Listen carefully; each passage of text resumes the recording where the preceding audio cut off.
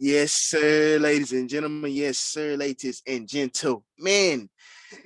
Thank you for stopping by on this fine platform. Will surely be another fine episode. Man, y'all know the voice. You know the name and you know the game. But we should say that for last, man. We're a couple players short today, man. Hold it down. Gorilla pimping as always. One, where your ass at? Hold it down, nevertheless, man. But this time, this is when I bring in my players. Oh, you fat. That's for my man Juan, and the 1 and 2. Got him out there, just so You you know, know. you're all a bunch of fucking assholes. You know why? You don't have the guts to be what you want to be. You need people like me. You need people like me so you can point your fucking fingers and say, that's the bad guy. So, what'll I make you? Good? You're not good. You just know how to hide. How to lie. Me, I don't have that problem. Me, I always tell the truth. Even when I lie. So say good night to the bad guy. Come on. Yo, man. So, fellas, man. Hold on. Oh, hell no. So did that make Juan Sosa? I don't know who the fuck can make him, but that motherfucker right there, I just want to let y'all know, like I was telling Juice before the show, man. Hey, always good job y'all fellas do, but that last ending part, I was like, oh, okay, I see what these guys doing. Gotta punch the bag, and since Juan always the one who want to start this simp shit off, I just want to get some shit off my chest and go ahead and we'll start that part early right here. Is this early? Goddamn. This damn early, cause Oh this no. simple shit gotta stop, nigga. So like, here we go, y'all. I have no shame in what I do for my wife or whatever and shit like that, and never will. That's her. That's what I do for her, whatever. That's what y'all. He sees it as simping. I see it that, I married this woman and want her to be the happiest I can be, whatever that means for me to do. But I feel like the part where he crossed over is this nigga keep thinking the simping shit being like fucking something like I'm a Russell Wilson type like corny nigga. But like, I understand it. Back in my day, when I was out there, man, what I would say I would actually thank one for the free advertising because while he over here telling his girl talking about me like I'm a simp and shit like that, she over here thinking shit. Well, this nigga all he do play the game, eat some lays. Yeah, I might need to go over there. So next thing you know, this simping nigga is dicking down your girl. So I want to know what that mean for me, Juice. Do that mean which is worse, being a simping nigga or the nigga to get your girl taken by a simping nigga? Why do I gotta be a part of this? I don't. Hey Tony. Hey, push it to the limit. That's all I got to say. I'm not getting a part of it. That's between you and whiskey. When whiskey get on, y'all can have all a. Hey, I threw out my joke, but I left it alone. But goddamn, Yeah, shit. so y'all know the voice, people. I just had to get off my chest. The bad guy back. Jay Marley, fucking Mr. Petty of them all. Ready to get these jokes off. 2 weeks of jokes in the chamber. Gotta get them loose, brother. This one go out for one again if y'all didn't hear that at the beginning. Oh, you fat. Oh my god. Ladies and gentlemen, I guess we had to get it off your chest. That's a historic moment. It's the intro of the show. Yeah, with that being said, we are 2 players short. Shout out to Whiskey and shout out to, Fat. Hope everything cool. Of course, we got the bad guy in here, I guess is his new moniker, Razor Ramon in this bitch. If ladies, if I'm the love doctor, aka Doc Love, and to the fellas, my bros, I go by Juice Shakur. And this intro, it won't be complete unless we bring in the final curtain call.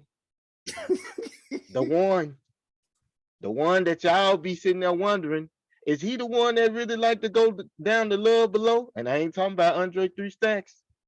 So without further ado, the nicest nigga of them all. Let them know who you be. Thank you, Juice. To the viewers out there that don't know who I am, let me explain. I am none other than Mr. Al Roca. Wow. Mr. Nihat Peach. Straight up from the Chinese stuff. You know I am. Mr. Bag of Destruction. Can I get a big on that? Ain't nothing wrong with a little destruction, man. You know, a little destruction is good sometimes. You build something down just to build it back up, man. You know, ain't nothing wrong with a little destruction. No bars. No bars. No bars? No bars. No bars. I couldn't get the silk shocker treatment. Like this. No. Nah. No. Nobody understands my genius. I'm like Kanye. Nah. Too far. Oh, you don't do it. Don't do it to yourself, boy. Yourself to this will be our last episode. If that's the case, they're gonna cancel us tomorrow. I would not let asses juice. Nah, should I? I would not let you do it. Don't do it. Man. That's you right there. That's you. If you don't know what all these names equaling up to, I am none other than Von the Villain. Like I said earlier in the program, we're a couple players short, but together we are the collective of I'm Just Saying. 48.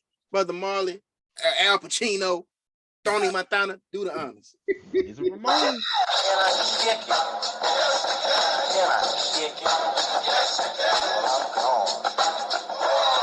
Can I kick it? Fellas. Really, welcome back, man. I'm happy to be back in the building with y'all fellas, man. Right. Good to be back, you know. Good to have you back. Some niggas was spreading like false rumors about a nigga over here, but I was actually on a vacay with the dad, man. Last weekend, got to link up with him. Yeah, we've been talking all this time, but it was actually my first time linking up with him, I think, like for spending time since I joined the military. So it was good to like actually link up again, you know, actually be around each other, talk shit, you know, do our normal routine, man. Introduced me to his lady and the family and everything, all of them wonderful guests, hosts and shit like that. And so I was in the LA area, man. Got to see my Trojans, bro. Fucking USC. That was beautiful, man. Got a chance to see them. Got to hear that fight song a little bit for my people, you know. Can I stop you just for a brief second just to say this? It's just ironic to me. Ladies and gentlemen of the fan base of I'm Just Saying 48, isn't it ironic that a community activist's favorite team is the Trojans? I just had to throw that out there. All right, go ahead. I be stroking. All day. Stroking to the east and then stroking to the west. Oh my God. That was a goddamn idiots, bro. But fellas, man, shit.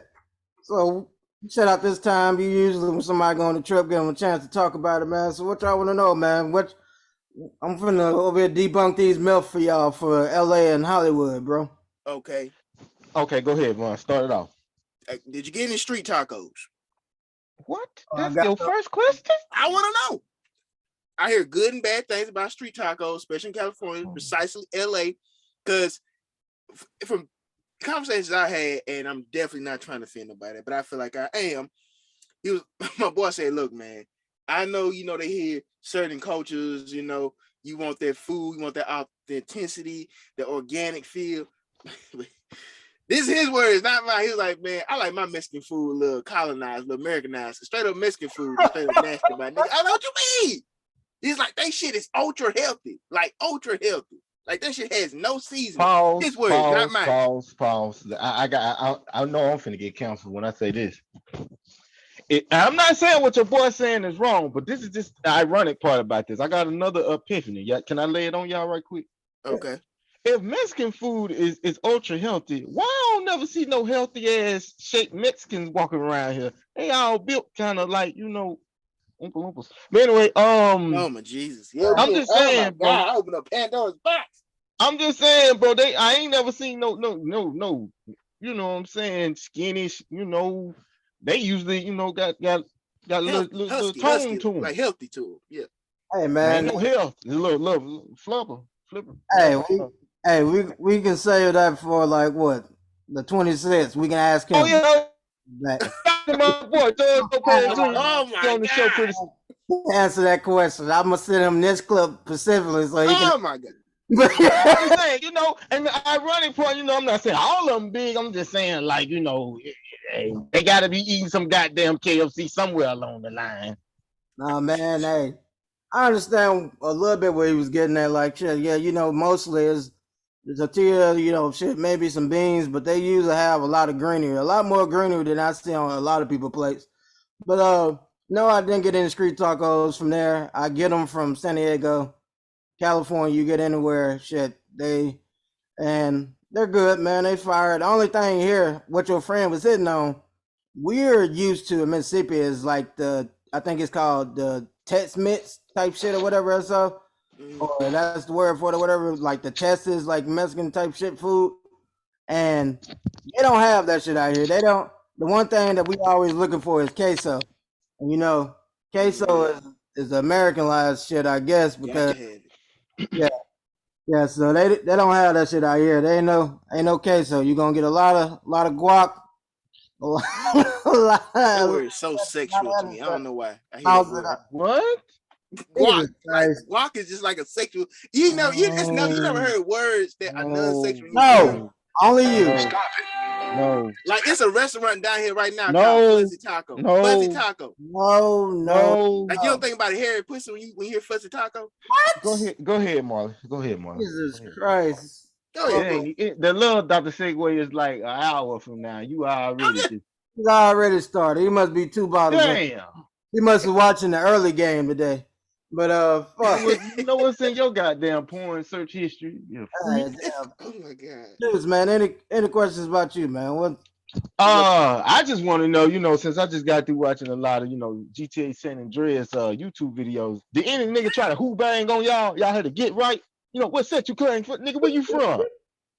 Nah, man, we wasn't in those parts, like, unless you include the homeless people. That's the only thing I would say. Set claiming over here, claiming corners and shit like that, alleyways. Okay. Well, don't infringe. Lord forgive, I was about to say, don't infringe on their tent. Exactly, So man. the homeless dude throwing shit at a shop owner.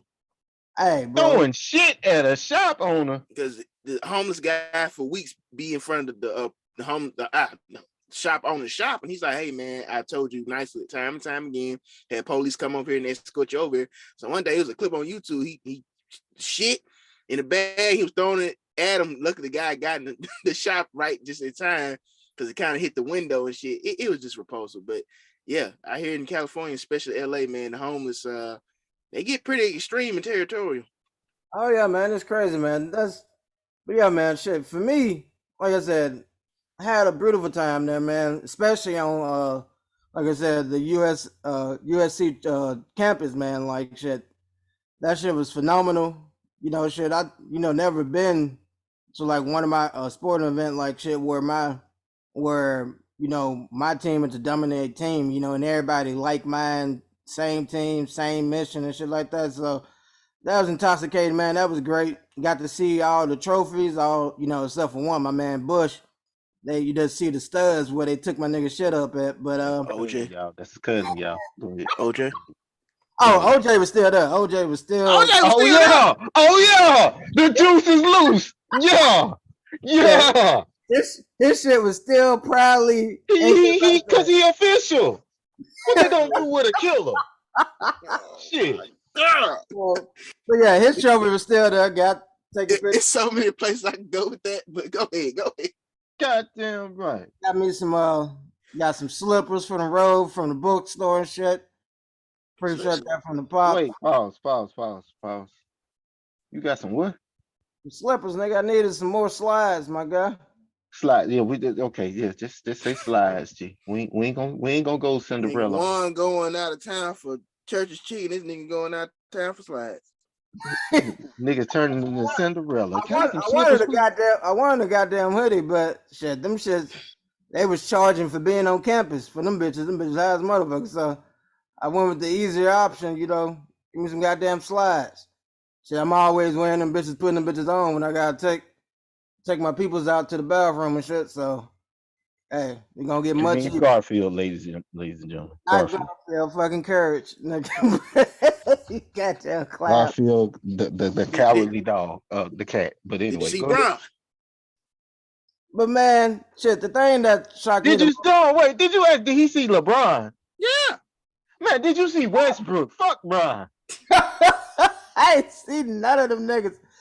Like I said, we stayed out in Anaheim, actually, like over there, you know, none of y'all watch baseball, but fucking the Angels shit located at and shit like that.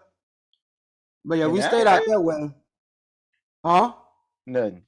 Yeah, we stayed out that way. And the people, and like I said, my dad, people was telling me that it's a community called the Cannon or something like that, a county, and fucking Snoop Dogg and Omarion both got houses over there. It was over there. We had our Airbnb over that way, like a block or so from where they was staying at and shit. But shit, I ain't see no celebrities, man. But shit, we was over having a good time. My dad, y'all saw the picture. I don't know, you posted online, Vine, the Hollywood shit or so. But shit, we saw that. My dad was really behind the mission and wanted to go see that. Cause you know, like, we all from Hattiesburg, man. You know, we see this shit in movies. We see it in like all these goddamn movies, the Hollywood sign, this big spectacular thing. And then the second thing we hear about is Hollywood Boulevard, bro. And when I say that shit was like regular, like I ain't even noticed until my dad pointed out was the stars, like on the walkways and shit. And I'm like, it made me think. I had an epiphany. I'm like, who thought it was a good idea to have stars? Because when you walking, when the fuck are you looking at the ground? You looking trying to see where the fuck you going, especially you in somewhere you never been. They hoping you bust your ass. Exactly, especially in places you never been. Who thought this was a good concept to have fucking stars? And then my second epiphany was, is your star really, is having a star on the walkway really all that important? When there's a homeless nigga, you know, pissing and shitting around the curb where your name. I got a question. Whose stars did you see? We didn't walk the whole thing because, like I said, we immediately went off because like they got it on both sides of the street on Hollywood Boulevard. So we walked one side. We saw Mary J. Blige, Dr. Phil, some other. Dr. Phil got a star? Yeah. For what? You are not that bad. No. Jamie Foxx, saw Jamie Foxx star. Okay, rightfully deserved.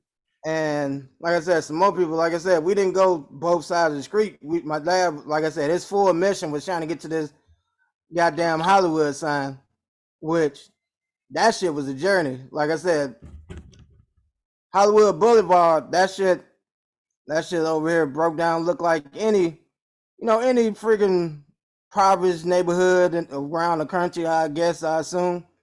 But your ass keep going up and you go up to Hollywood Hills, the houses get better, you know, you feel a little bit more safer. You don't feel like you're going somebody finna rob you in any moment. And then so we got up there, it's a little part where you park at, and then you have to walk up through this neighborhood. So you can imagine two black niggas in all black walking through the neighborhood and make everybody. Yeah, that was smart. That was Niggas both were wearing black. Yeah. Well, did y'all premeditate this? Like, yeah, nigga, just in case we gotta get at a nigga ass. Whoa. No, I keep telling you my dad origin story or whatever, where he come from.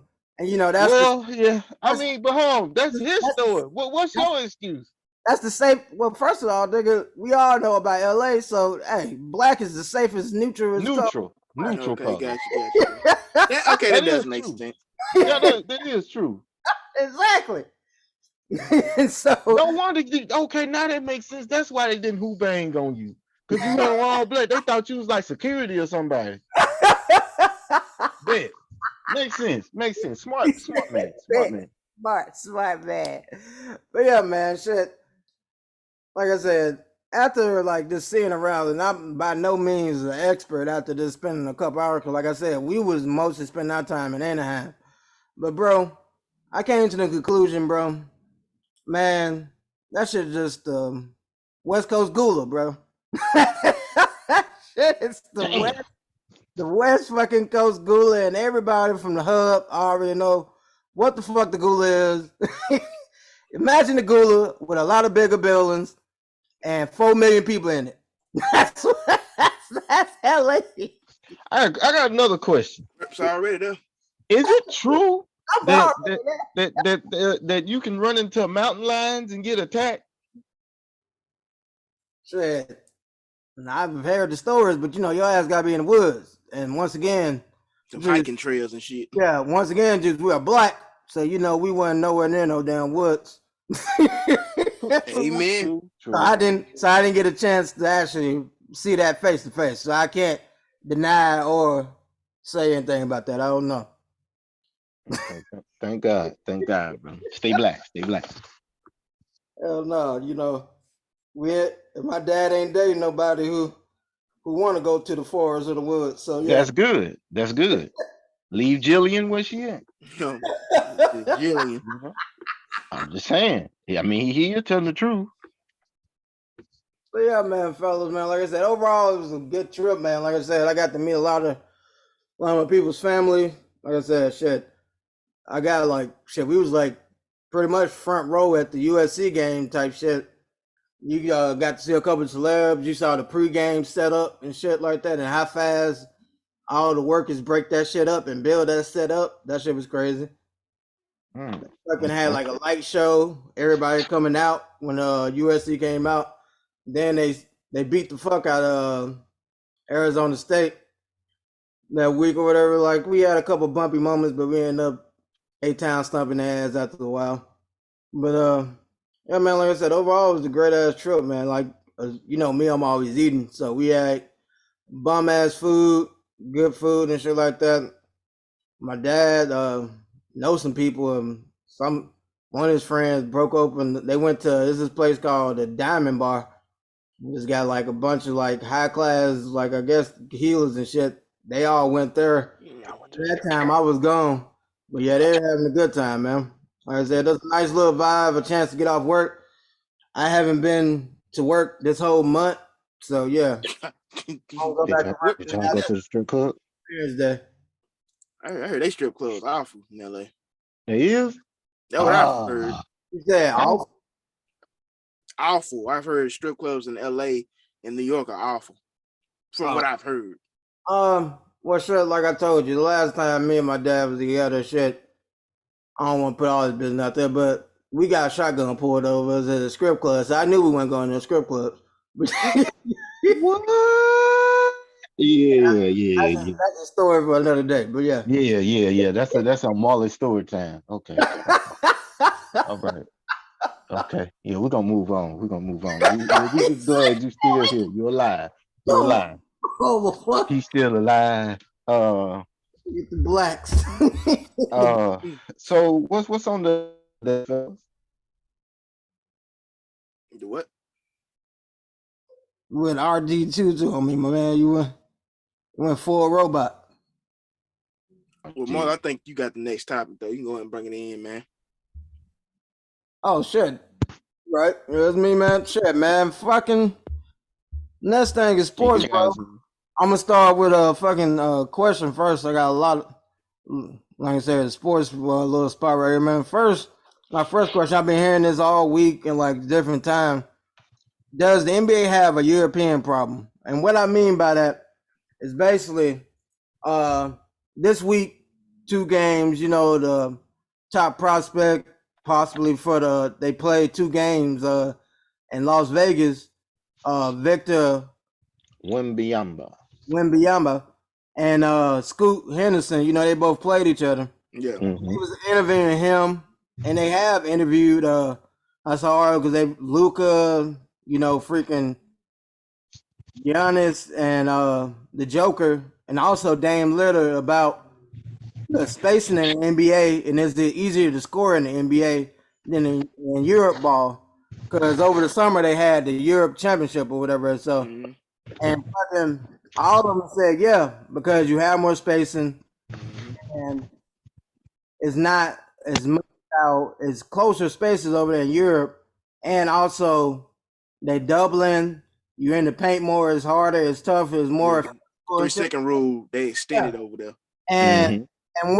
and when they was talking about it, I'm reading. I'm like, this just sounds familiar. It sounds like they talking about the '80s and the '90s NBA, and it makes sense because you gotta think when the Dream Team and shit went over there, and so that they shook up everything that European and what they thought were basketball, or whatever. So and how they was dominating and how Europe was playing now, it took a template from that.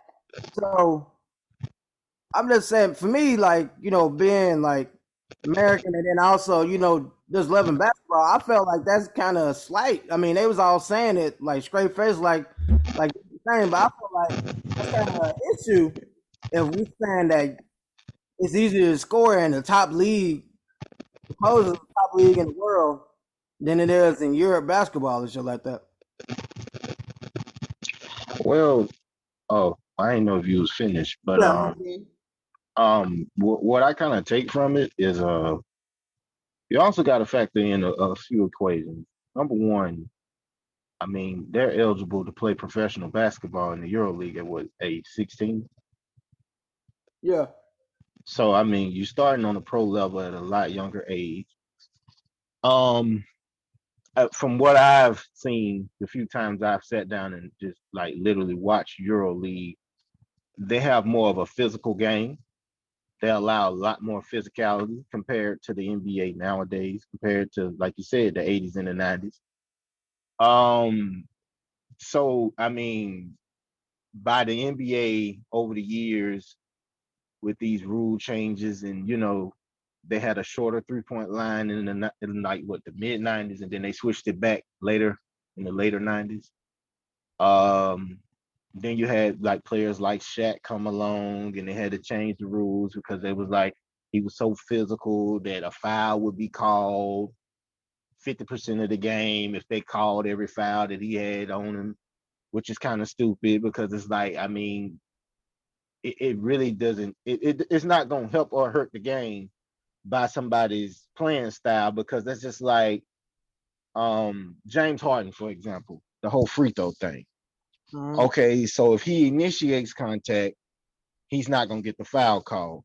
But when somebody legitimately foul him, you so stuck up on trying to adjust his free throws that what you just gonna pick and choose when you decide something is a foul. I mean, it's kind of it's kind of a hit or miss with the NBA ruling, in my opinion, because they'll hold something to a high standard for a few weeks or months, and then they'll go back into the same little rinky dink shit that they was doing from the get go. So it's kind of like there's no consistency. Like I feel like the most consistency you saw was in the 80s and the 90s because hand checking was allowed. The hard foul was literally just that, a hard foul. It wasn't a flagrant. Even though I ain't gonna lie, back in the 80s, them motherfuckers was doing flagrant fouls. Like the Jordan rules was literally whooping his ass. Like it wasn't even basketball no more.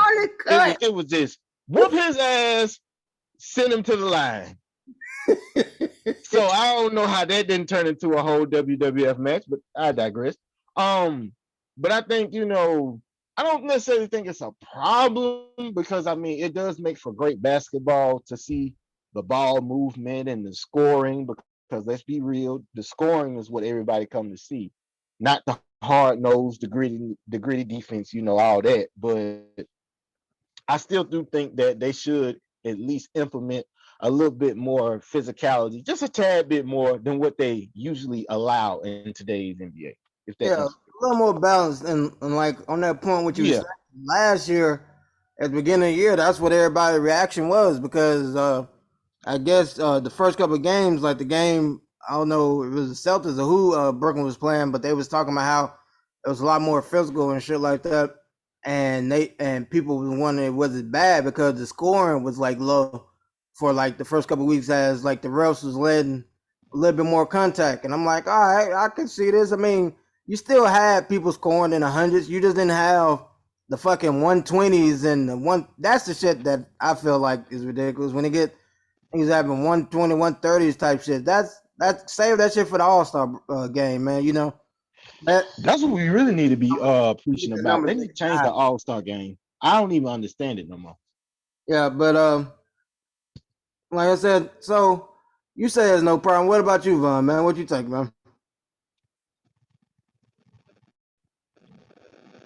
My man refilling the glass right now. So, I'm sorry, Marlon. I apologize. What did you say? about the question, what do you think we have a European problem in NBA? No. I mean, basically, Juice basically hit everything on the head. I was kind of gonna say. I mean, it's not a problem. I think it's great. I think what the league is now, with you can arguably say the top. I'll say at least in the top 10. There's 5 or 6 of the top 10 players are not even American players. So I think then you got Victor coming too. So I'm like, I feel like you said, people won't think it's a problem until we start seeing the medal games get a little bit closer and a little tighter, and some shit start shaking. And that's good. That's even better too, man. Because it's like, is it though? Because we don't fuck with losers. Like that's why. No. I talk about the man soccer team that much. I'm looking at it from an entertainment aspect. Mm-hmm. We all know once football and basketball seasons are over. No disrespect to the other major leagues, baseball. If you love baseball, there's nothing wrong with that. But let's be honest. One of the big problems with baseball is it's a slower paced game. They say it all the time. To watch it, you really have to love it or have played it yourself growing up. But the Olympics come around, every 4 years, right? Mm-hmm. Imagine a great NBA season possible that time has just ended. You know, football doesn't start about September. In your summer times, man, it be kind of dead if you ain't got something going on, a hobby or some jobs or whatever. So if you're not watching, I'm just saying 48. Oh, go ahead. I love hey, watch this. I'm just saying 48, motherfuckers. Back to what I was saying. Right. Kid, you only imagine the summertime when you're not watching. I'm just saying 48. Once you get done watching that, you slide over to your television, man. You watch competitive Olympic games, not just 30-point blowouts with guys throwing lobs and shooting long threes. Like, that's cool too, because I mean they balling, but like, let's see these guys really break a sweat. You don't want to see them put to the test where they almost get hurt. But hey, man, let's make this shit competitive and let's get actual conversation instead of all right, let's basically just show Team USA highlights. That's all it is. I mean, but shit. Like I said, like you said, you like that, but speaking for full, not even speaking, I can't. But for full America, we like dominating people and talking shit. I mean, as much as people try to say that like the underdogs and shit like that, we like the dynasties. We like the niggas. We like to see that dominance. I disagree. I disagree. Like to see I disagree. Man. They don't like seeing like why we want to see close. And then I disagree, Marlon, and not to cut you off, but let me tell you why. If America liked the dynasties, me and you wouldn't receive as much hate as we do for the team that we like in the NFL. That is a fair point. That is a think about it. Do we get the hate because them niggas think that we didn't earn it? They think we cheated, which every time it came back dud. So I don't know what they're talking about there, but shit. So that's why we get as much as hate for that. I'm thinking like Alabama niggas. I see a new Tide fan every damn. They hate them too, though, Marlon.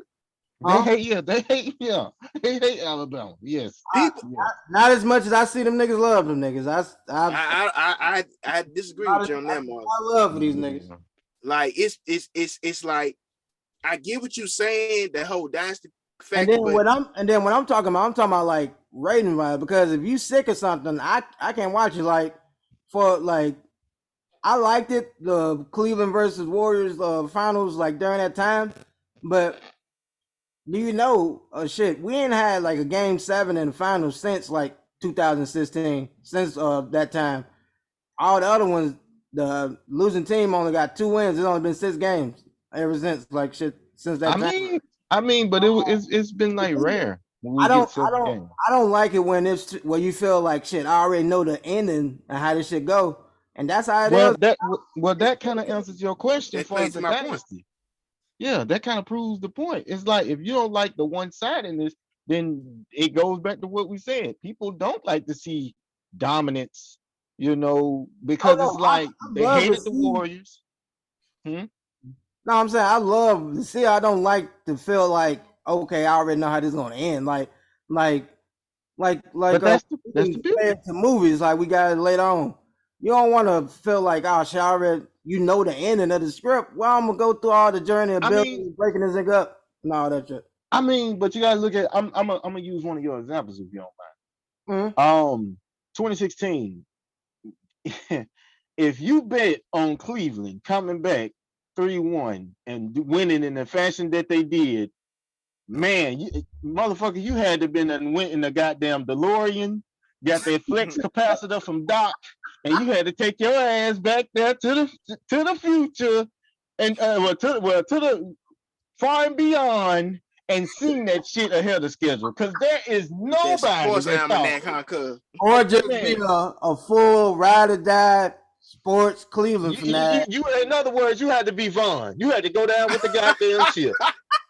He ain't no goddamn Cleveland fanatic. He a Nah, LeBron. don't throw me in there. That's just to the Cleveland fans, man. You know All who I right, well, hey, I'm giving you credit, nigga. Hey, where LeBron goes, that's where my cousin goes. So therefore, am. I know Goddamn right. he wasn't finna jump ship. Vaughn knew, like, look, if we just score 45 more points this next game, we might be in it. So and, hey, it and worked. J-Mud So blow a gasket, which you I mean, and if We you'd have told people that the game wasn't over when Ray Allen hit that game 6 shot, come on now, come on now, come on now. I love the suspense in the series. I don't want to see it where it's just like, don't get me wrong. Every Super Bowl we've ever played in, Marlon, and you even got to admit this, even in our defeats, they have been close, good Super you Bowl. you Marlon, already you can but point to let's the be play, real here. point to the If play. you'd have bet that 28-3, we was gonna come back and do what we did. Come on now.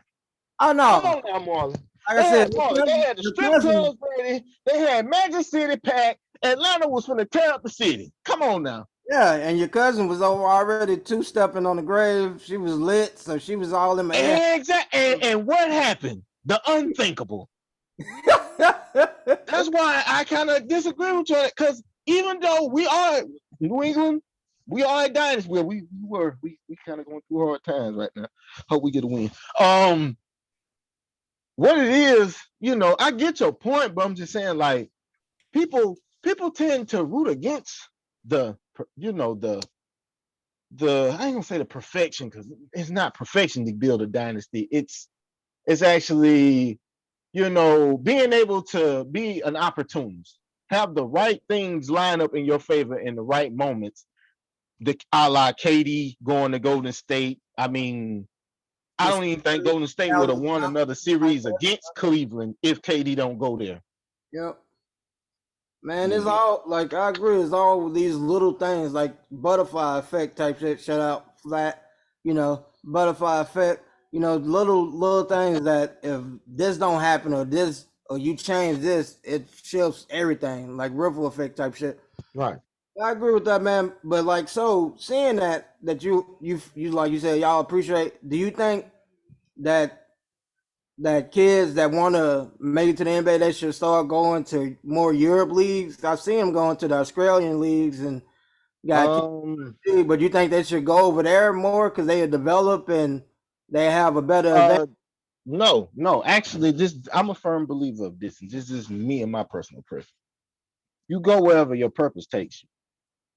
Meaning, I mean, if you have to go overseas, you do that. If that's the best option for you.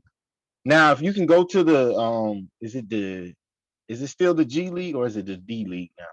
G. G League. Oh, Used to okay. be. That's what it is. Go to the G League, and if you gotta hone in your skills, in that process, that's fine. My thing of it is I don't want to sound like, to answer, get back to your original question. I don't want to sound like a coward. Like, are we having a Euro problem? Because you looking at the bigger picture, like, man, what if these motherfuckers all get on one team and dominate our ass like the Dream Team did us? I want to see it, Molly. I don't want to see them whoop our ass. Don't get it twisted. But I want to see Giannis, fucking Victor, fucking, whoever else, put Pascal Siakam, put them all on one team and let them go against us. And let's really see who is the cream of the crop, who is the Mecca, the Dundada. We need that. Do you know how much ratings would be? Man, just imagine if instead of them being like, Luka here, Giannis here, imagine if they could just build like an all-star team and have Luka, Joel Embiid, Giannis, like all of them on one team against our best. Nigga, that look like NBA Streets Volume 2 real live edition, niggas. Game breakers everywhere. Niggas is breaking ankles and dunking and shit just going crazy. I want to see it. I want to see a competitive match, because it's going to bring out the best in us. I don't want to see this shit like Vaughn said. Here come the Dream Team. Let me tell you what the Dream Team was. They would automatically put up 30 points on our scoreboard before we even tipped the ball off, because they knew that's how much it was going to be up by time 5 minutes into the game. Come on now. I want some competition, because to me, it would only bring out the best in our players. In the words of Ric Flair, to beat a man, you got to beat the man. I know these GMs, these executives don't. They don't, because it's like, hey, our players go over there and actually try, guys, beat their ass get hurt. They don't. True. The NBA don't. But God damn it, from the viewers and the people that's going to pay these tickets to go to these events, sit down, watch these events. Man, hell yeah, I want competition. I want good basketball all year round. Mm-hmm. Shit, I want to see it. Put the best against the best. Okay. All right. Sure, man. I appreciate that, man. I just wanted to see, because I've been hearing it all week, so I react, man. And then, like we said, we mentioned Victor Beyond, but that man, I don't see how you can still have a discussion. My man put up 36 both games, had 4 blocks. 4 blocks, one game, the nigga went 7 for 11 from 3, and like it wasn't like no janky shot. That shit was fluent as a motherfucker, smooth. Hey. Can I go on and put my bid in now? What you mean? Since you a Luka fan, I'm gonna be a Victor fan when he get in the league. Go ahead. I mean, go ahead. You want all right, cool. Come on, Vic. Come on, Vic. All I'm saying is this, and see, full disclaimer, this is not me trying to shit in anybody's cereal. I know it's a weird analogy. Sound like it. Usually people say that before they fucked up. Yeah, you went there. Yeah, go ahead. But man, and I watch clips of him, man. He's the real deal. I mean, we can say we've seen men of that stature shoot the ball, not off the dribble like that. We've seen men of that stature block shots, not that fluid, not that quick off, reactions, not just standing in the paint. The way he moves, like if he stays healthy, and that's why I brought up that analogy, because usually when somebody's that tall, going up and down, I mean, let's be honest, when you're that tall, your body's not supposed to be going up and down on a basketball court the way it does, like that. You gotta crouch down. Damn, nigga, you already got a I'm not trying to be negative. I'm not trying to be negative. Fuck Luka. I'm not trying to be negative, but we seen. Yeah, we know, but you ain't gotta say it. That's the biggest concern for me. Everything else, this game. They said Zion was done. They said he was one cheeseburger away from a heart attack. Look at the boy now. Yeah, hey, just hope it continues. That's just the only concern I would have. Vaughn. That's it. Vaughn. That's it. Vaughn. Nobody told you to be an NBA agent. Nobody told you to be a scout right now, sir. We Say it. appreciating what we saw. I hate he do that all the time. I like somebody when I don't want to be the bearer of bad news, but I was just shut up. real, Don't say man. nothing. And then like that's always a lie. Every time somebody leave with that, they finna do Yeah, exactly. he finna hate. That's what it I'm is. not. Oh my god. This nigga right here, and you ought to like him. He light skinned. Oh No, my god. I don't want to, which is the worst analogy ever. Yeah, man, goddamn. Just because my boy built like a Chico or my player. But All yeah, I'm saying is, either way, man, like fucking, we missing over the biggest star that came from this game, man. I don't know if y'all know. Did you, Juice? You saw? You know what I'm talking about? What you talking about? Oh, let me go and play a little gameplay for you to see if you recognize this name right here. Oh, you fat with a 3. Yes. hey, yeah, my man, hey, From anybody. That's the man's name. hey, even the announcer, he was like, "Yes, ladies and gentlemen, that's his actual name." Yeah, that's what I was playing. That's the clip I was playing. My man, What like, is his name? his name is Ho You Oh, Fat. you fat. Hold on, wait a minute. That's his last name? That's his name.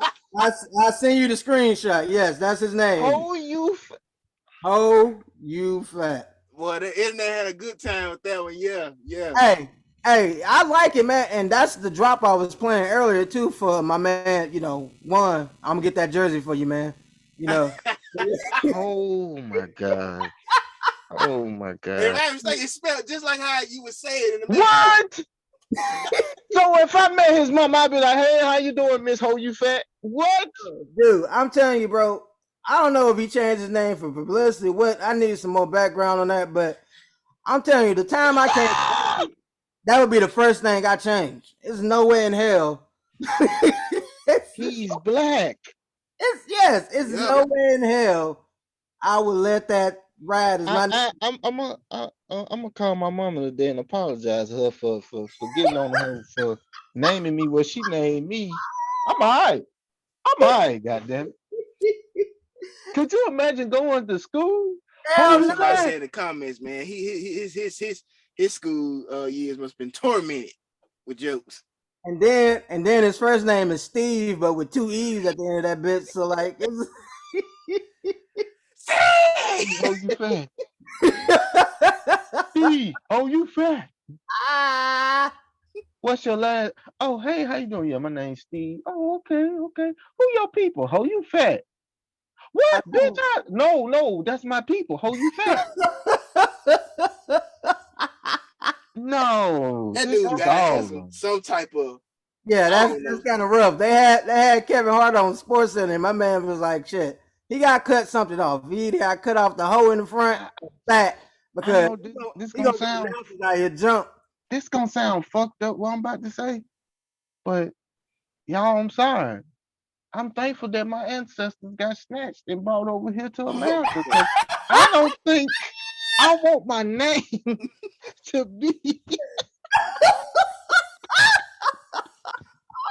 I don't want my last name to be Kente. I don't want it to be Ho You Fat. We struggled. It took us years to learn what Antetokounmpo just to get that right. Now we got Wimbyamba. Yo, man, these names, bruh. They creative. Lord forgive me for saying that. Lord forgive my ancestors rolling their grave. Like, look at this fucking fool. Oh man. I'm just saying, bro. Oh, so Vaughn, you okay with being Vaughn Ho You Fat? I am not, no sir. We're gonna be the Ho You Fat duo. I didn't say anything. Hey, I agree with you. Don't that make you wonder? Like, damn, I don't want to know my lineage. Like, if go try to go find it, and be like, oh, you're a part of the Ho You Fat tribe. Oh, hell no. Oh, you fat child. Hell no. I thought I was tripping too, man. That was my highlight of the day, because the game was good, but when I found that out, just like everybody else on the internet, man, that shit was man. They should have changed his name just for the NBA. Shit, what you mean? I would have changed my shit. Time I came of age, that shit would be gone. Damn. Hell I've no. just been Steve Walker or something. Like, who you Exactly. I was gonna get my ass some generic name at the back. It wasn't gonna be no goddamn that. Hell no. Damn. I would have named it after the city I was from. It'd be Steve Paris. I don't know, something. It wouldn't be no goddamn Ho You Fat. Ho You Fat. That's crazy. And I mean, it's literally spelled out just like how you Yeah, think. like it's real. The Like, whole fat. like somebody Yeah. edited his jersey and put that on the back of it. That's what you think. But no, that's his real name. See how you spell his name? Same way it sounds. Just put it Hey, like that. All right. hey, I know this is gonna sound fucked up. Could y'all imagine Zion last name being there? I'm pretty sure if he fuck up, somebody you gonna see it on the internet. They gonna have that jersey on that nigga. Oh Lord, Marlon gave him my deals already. Goddamn. Oh my Zion, if you God. see that meme, play You for know the Twitter, they don't need somebody to give them ideas. Somebody already. Zion, if you see, yeah, okay. Yeah, I'm the it was bad. Marley. J. Marley. I just threw out the suggestion. I just thought, what if? Man, you got any little sports topics, man? Yeah, man, shit, man. I got loads of them bitches. We gonna do a freaking the GM survey. I want y'all reaction on that. But first, before that, man, bro, NBA, man, ESPN is in charge of the finals, man. I don't know if y'all heard this story either about the name change, the theme song changes and shit. And man, I think it's like, I mean, I ain't got no problem with the doing because I'm not that on music. So I wanted to bring it to, Juice, the Shakur, who should know. And then I just feel like the nostalgia going from it because if you don't remember the old one, here go the old song right here for you. Uh-oh.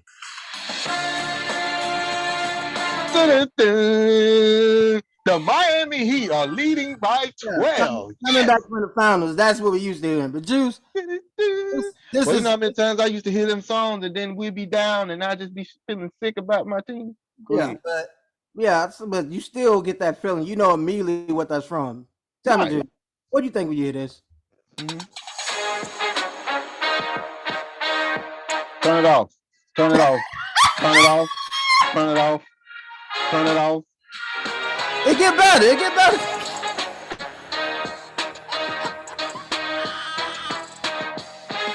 When does it get better? I'm waiting. That's what you're gonna hear from the What in the generic Jackson State is this shit?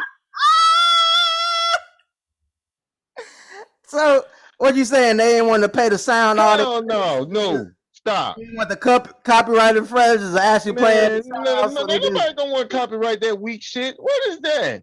No, I'm saying they didn't want to pay the sound, so they just fucking did a generic. Why they just won't bring back if they don't lose that, just bring back the. Yeah, I just want to know why are we changing it all? Who asked for this? I don't know, but man, listen, it's a couple of discrepancies I got with the NBA, but that's gonna be a next week's topic. I'm gonna bring that up.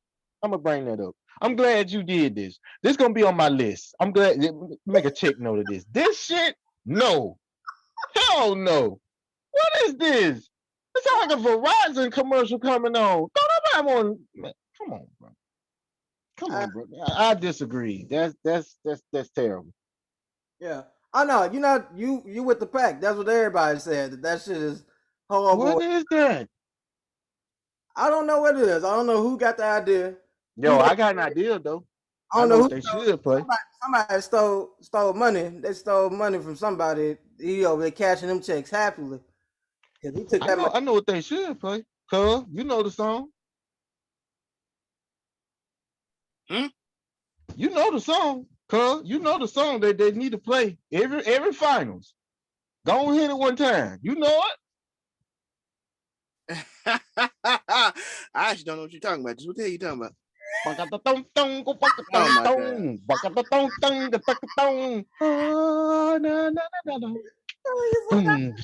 just need to become a permanent song for every NBA final song. Yeah. Come on, bro. They didn't give him the logo, so they should give him a theme song for the finals. That's what I'm saying. Something. They won't even name on one after this nigga. Oh man. But yeah, man, that shit to me was just wow. I was like at first I thought everybody was overreaction because anytime you change something, people gonna Nah, Marla, they got that that's right. the trend. Yeah. But yeah, I agree. That totally was an overshot right there.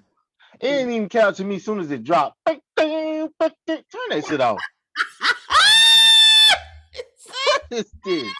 What in the fake ass Texas state is this? You talking about it gets better. When? Oh no, I was being sarcastic. I knew it was. I know. You had to be. Cause that shit was horrible. Oh my God. I'd rather listen to Curtis Blow. We're playing basketball. Something Dum, dum, dum, dum. to the hoop. Come on One now. of the greatest game intros all time. Just saying stuff. Oh my goodness. Michael Jordan, the Alan Parsons thing. Come on now. Oh man. That shit I'm was, just saying. I'm just saying, bro. That ain't it. That ain't it there. that, I hope they don't go through with it. how good, Mm-mm. bro. But shit, then fucking all I left. Shit, if you think that's crazy? The Denver mascot Rocky. Y'all seen that story? That shit been floating around. I think for a couple weeks now too. They show, Mm. they show my man's salary. That nigga is making $625,000. Damn. It's making. Sign me up tomorrow. I will gladly break my neck trying to dunk on that trampoline. Just imagine the entourage after that nigga. They're like, hold up, we ain't even gotta get the NBA niggas. We just get this nigga in his costume. This nigga is This nigga is probably making more than players that's in the G League. He is. this nigga is having his best life out here, bro. And how long do he get to do that? Is it a time frame you get to do that, or you just do it as long as you hire? Long as you hire, brother. Oh my That's what God. he's taking home. Probably Oh a little cut off from tax. I don't know. Denver, I don't know how big they taxes are there in Denver, but shit. I wouldn't give a damn. It's still gonna equal up to more money than what we got right now. You're gonna be cutting them flips off the tramp. Man, I'm finna learn how to do all this shit. Yes. If I gotta dance with them Denver cheerleaders out there. What's up, girl? Yeah. Getting that check. It's over. He said, It's over. Cause you know what's gonna happen? When the NBA players get ready to leave and they leaving in their Rolls Royces and their business, guess what? I'ma have one right along with them. I might not have the exact salary, but I got enough I can stun a little bit. he said, I'm gonna have one. The valet gonna be pulling up my car too, huh? Hell yeah. Hell yeah. Hey man, hey Bob, man, you get in that costume for that, bro? You gonna hit them flips on that trampoline, risk your life. I don't know about getting on trampoline, but I'll sea walk and do the Dougie phone. Oh my God. Nigga, John Wall ain't there with you know what? Just okay. I mean, they gonna be entertained. Shit, I ain't gonna get on dance. They don't like this nigga do these same played out ass moves since 2010. Teach me how to dig it. Teach me how to dig it. Ah man, Everybody you gotta get on the moped every now and then. You gotta entertain the fans, man. You gotta zip line into the stadium here and there. Oh, I don't know about all I that. ain't doing Hell that no. shit. Hell no. I am not Sting nor my Shawn Michaels. I will not be doing that. Hell no. I mean, if you seen some of his performance, he do some crazy ass shit. Like he, Hey, like, for 600,000, it make you lose your goddamn mind and try some shit. Fuck that. No. No, sir. Oh man. Man, if there's anything else selling the world of sports, man. If not, we can go on and pass it along to my man, brother Shakur, man. Yeah. You know, I'm just gonna do. Shit. I'm just gonna do one of my questions. You know, since you know, since we talking about 600,000, it just made me bring up something for its purpose. So if y'all don't mind, can I bring this question in to y'all? Here it is. Go ahead. What was your first passion, and when did you realize it? Y'all got the floor. Wrestling. Mm-hmm. I knew you were gonna say that. Wrestling, yeah. If you know me growing up, you know my first passion was wrestling. I even thought about being a wrestler, going to Tough Enough. My little yeah, my little chunky ass getting yelled at by Albert The Snow. Miz. What was the dude with the white hair, short hair? White hair, short hair.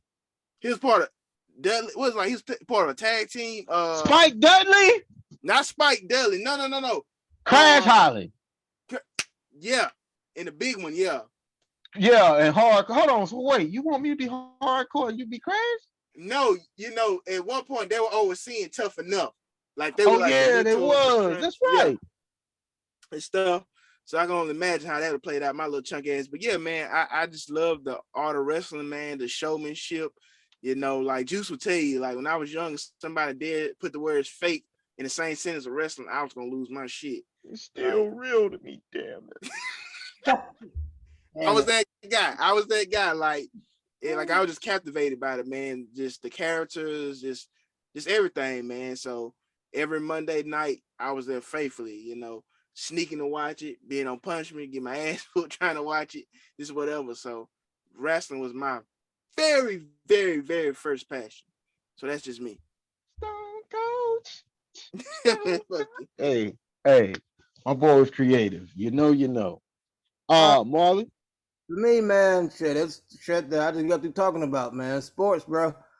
That first, like shit, there's like I said, I started playing freaking baseball, but like the first time I was able like this competition, man, you know, like we was talking about some weeks back last time I was on with my brother about just that silver rivalry, like shit. Compared to anything competitive, man, like I was all down for it because I instantly knew or could relate. That's always been me, man. Like fucking, like you know, fucking from sports, life, anything, man. Shit talking. I'm all about it. So for me, it was like the perfect concoction for me. When like I said, I'm still in it now, trying to figure out, you know, shit. With this opened up my eyes to another way I can possibly like flipping into like sports and like probably doing a lot on the media side and being like the audio dude or something like that or some shit and going to school for that, trying to figure out more into that lane.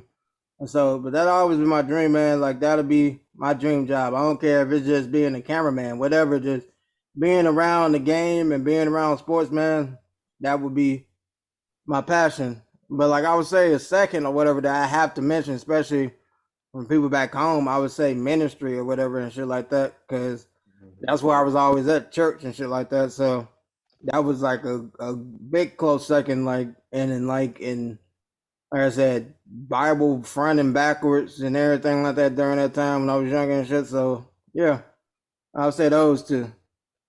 But yeah, those two passions. And like I said, it was like immediately time I got introduced to them, time I from playing the game, whatever, I was hooked, passionate every second, any form of it I can get. I was watching, bro. So yeah. So let me make sure I got this right. We got Savio Vega over here, and then we got Kurt Franklin over here. Okay. So I don't know. My first passion, I thought about it. I actually was leaning more towards what Vaughn was saying, wrestling, but I had to think about it, and I was like, something that I love wrestling growing up as a kid, but it was like the excitement of knowing when you physically go out there and play basketball. Like, man, I literally have like memories of being like maybe 3. I want to say I had to be every bit of 2. And I can remember having a Michael Jordan, what is that, Fisher, what they call that brand, the kids, Fisher Price, the little basketball goal. They had like a Michael Jordan one, and I had that shit. And I remember it because we were staying down the hill on Country Club. And man, when I say like everything was Michael Jordan orange, like I loved Michael Jordan so much. Just watching him play as a kid, I remember this. My daddy, I'm sitting there on the couch and I'm asking a million questions, but he answering them. He's like, yeah, that's Michael Jordan and this, and this. And for some reason, like all that stuff just started to just culminate to me like early, to the point where when I got maybe like in kindergarten, and I remember the first time we went to PE on a Friday. It had the rack of basketballs out there. She was, oh yeah, it's free Friday. Y'all can do what y'all want. Man, I grabbed that goddamn basketballs, and I swear, man, you couldn't tell me that I wasn't finna be great. You couldn't tell me I wasn't out there doing them same moves on Space Jam. You know, so that was like my first passion, like basketball, because I knew on certain Fridays when they would just let us, go to PE and just, play ball. That was like a big excitement for me. Like, man, we finna hoop. Even to this day, I still get excited. If I know it's time to go shoot ball, I'm thinking, okay, what I'm finna do when I get out here. Just depends on who I'm playing.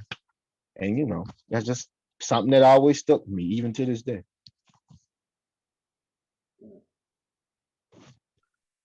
Well, gentlemen, I was trying to text before Juice got done talking. I found adjustments for that situation I sent in the text, so I'm gonna bring in my question. You got another? You found a cooler that can got some more in it. All right, Fuck you, Al Pacino. I didn't. If you know, you know. But fucking asshole. I found adjustments for the situation, so you know what I'm saying. I go ahead and bring in my one question, man. And if Juice wants, we can slide to Love Doctor, however he sees fit. I know, the last okay. Oh yeah, we can do that. Go ahead. Man, this is especially going off that last topic, man. A little eerie more question, man. But maybe you guys noticed it, maybe you haven't, but I definitely have. What is the fascination with serial killers? Whether it be documentaries, doc series, movies. What is it about society and you guys' opinions that draws us to these actual factual murders and murderers? I'm gonna take a stab at it. First, let me say this. Me personally, I don't necessarily care for the serial killer thing. I'm more into drug dealing documentary myself. Right. But if I had to guess, as far as like societal wise, why people are into them, because it's the notion that this actually happened. Okay. It's like, yo, is this real? Because we used to seeing, the scary movies with Friday the 13th, Halloween, which they coming out with a new Halloween. It better be better than that low budget bullshit they put out this previous one. Vaughn, I don't know why you like that one. That was horrible. Hey, teach his own. But yeah, I just think it's more of the fascination of it's like reenacting real live events that occurred, and we just can't like fathom the thought like, yo, this like somebody was really chopping up bodies and eating them, or just all this sick, gruesome shit. We just can't put it in our brain that somebody is crazy enough to do these things. So I just think it's that shock factor. If I had to guess, I don't know for sure. man, a little bit of, everybody being a little correct. I'm proud of y'all, man. Y'all evolved. I'm not so evolved, man. It's some white people shit, man. It's stupid as fuck. Oh my god, I don't understand it for no goddamn the life of me. Like I said, if these was black people doing this shit, this would be frumping.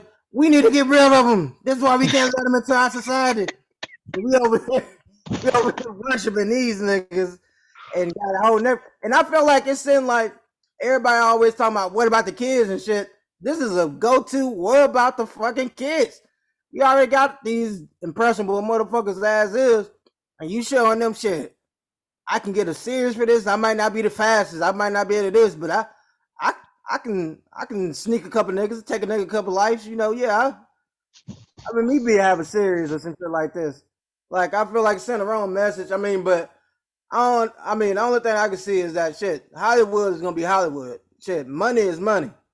If people watch it, they'll put it out there. That's all it's about in this business. And especially with like we having that dip during the post-COVID shit or whatever. So yeah, they trying to get 2-3 years worth of money back. So yeah, they putting oh, y'all like this? Oh, we got a nigga even more gruesome than this. Now we gonna have the nigga that he just set up in trees and just chop niggas' heads off as they walk by. You know, we got crazy ass stories. I feel like you said, like Juice was saying, it's a real photo of people being like, shit, I can't believe this was happening. Why didn't I hear about this? Or, you know, this was happening during the time I was alive and shit like that. Some people get off that. Me, I'm just like disgusting. And then like, you know, seeing the articles, the families are coming out and like, oh, we getting, some of them are saying shit getting re-traumatized after this, like, seeing it, and like, and then for the fact that they trying to make this nigga relatable, like, oh, you know, this is why he came like this, or this happened because he like this and shit like that. I'm like, man, the fuck out of here. It's crazy, man. Like I said, some white people shit, but they say the same thing about why the fuck, like Juice said, the drug dealer shit. Why you like, I guess it's just what the fuck. Like, I can tell you my reason, because I like seeing shit about niggas getting money. My liking villains, you know, I like Von the villain, that's my nigga. And then from comic books, that's it.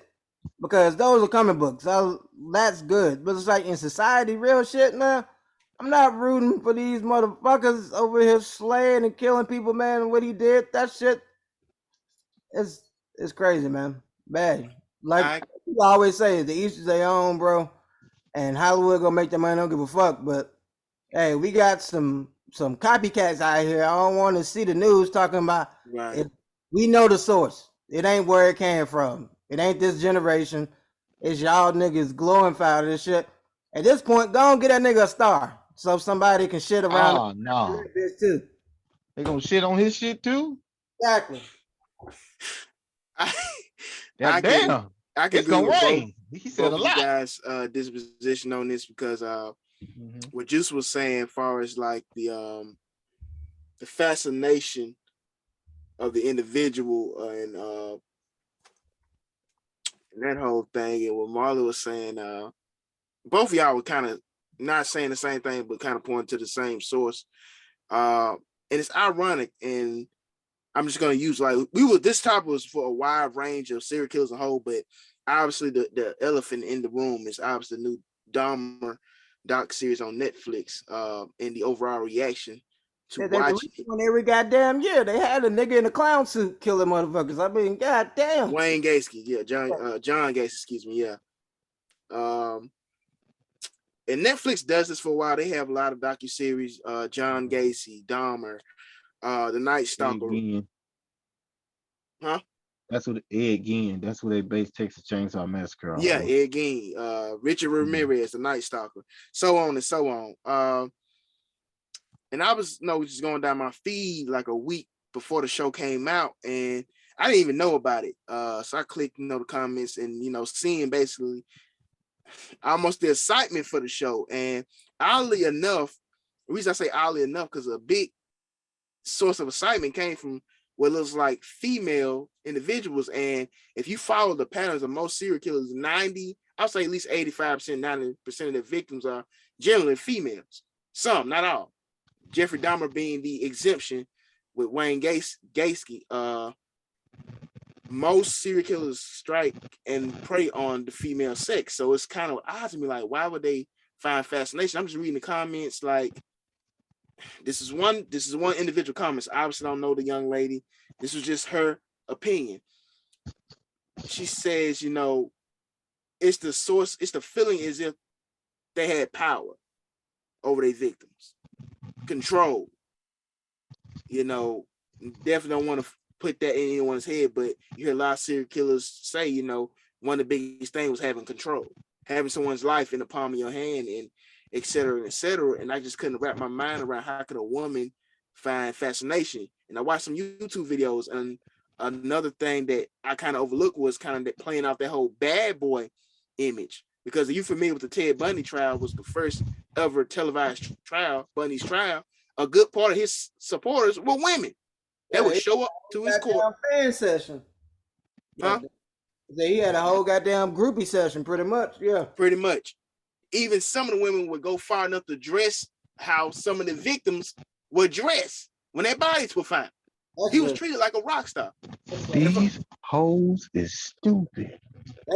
They should have flagged them motherfuckers, because they out there doing some. That's crazy, man. He was even engaged to a woman he knew in his past. And once these well, at the time they thought were allegations, which he later confessed to, she even married him, had a daughter by him.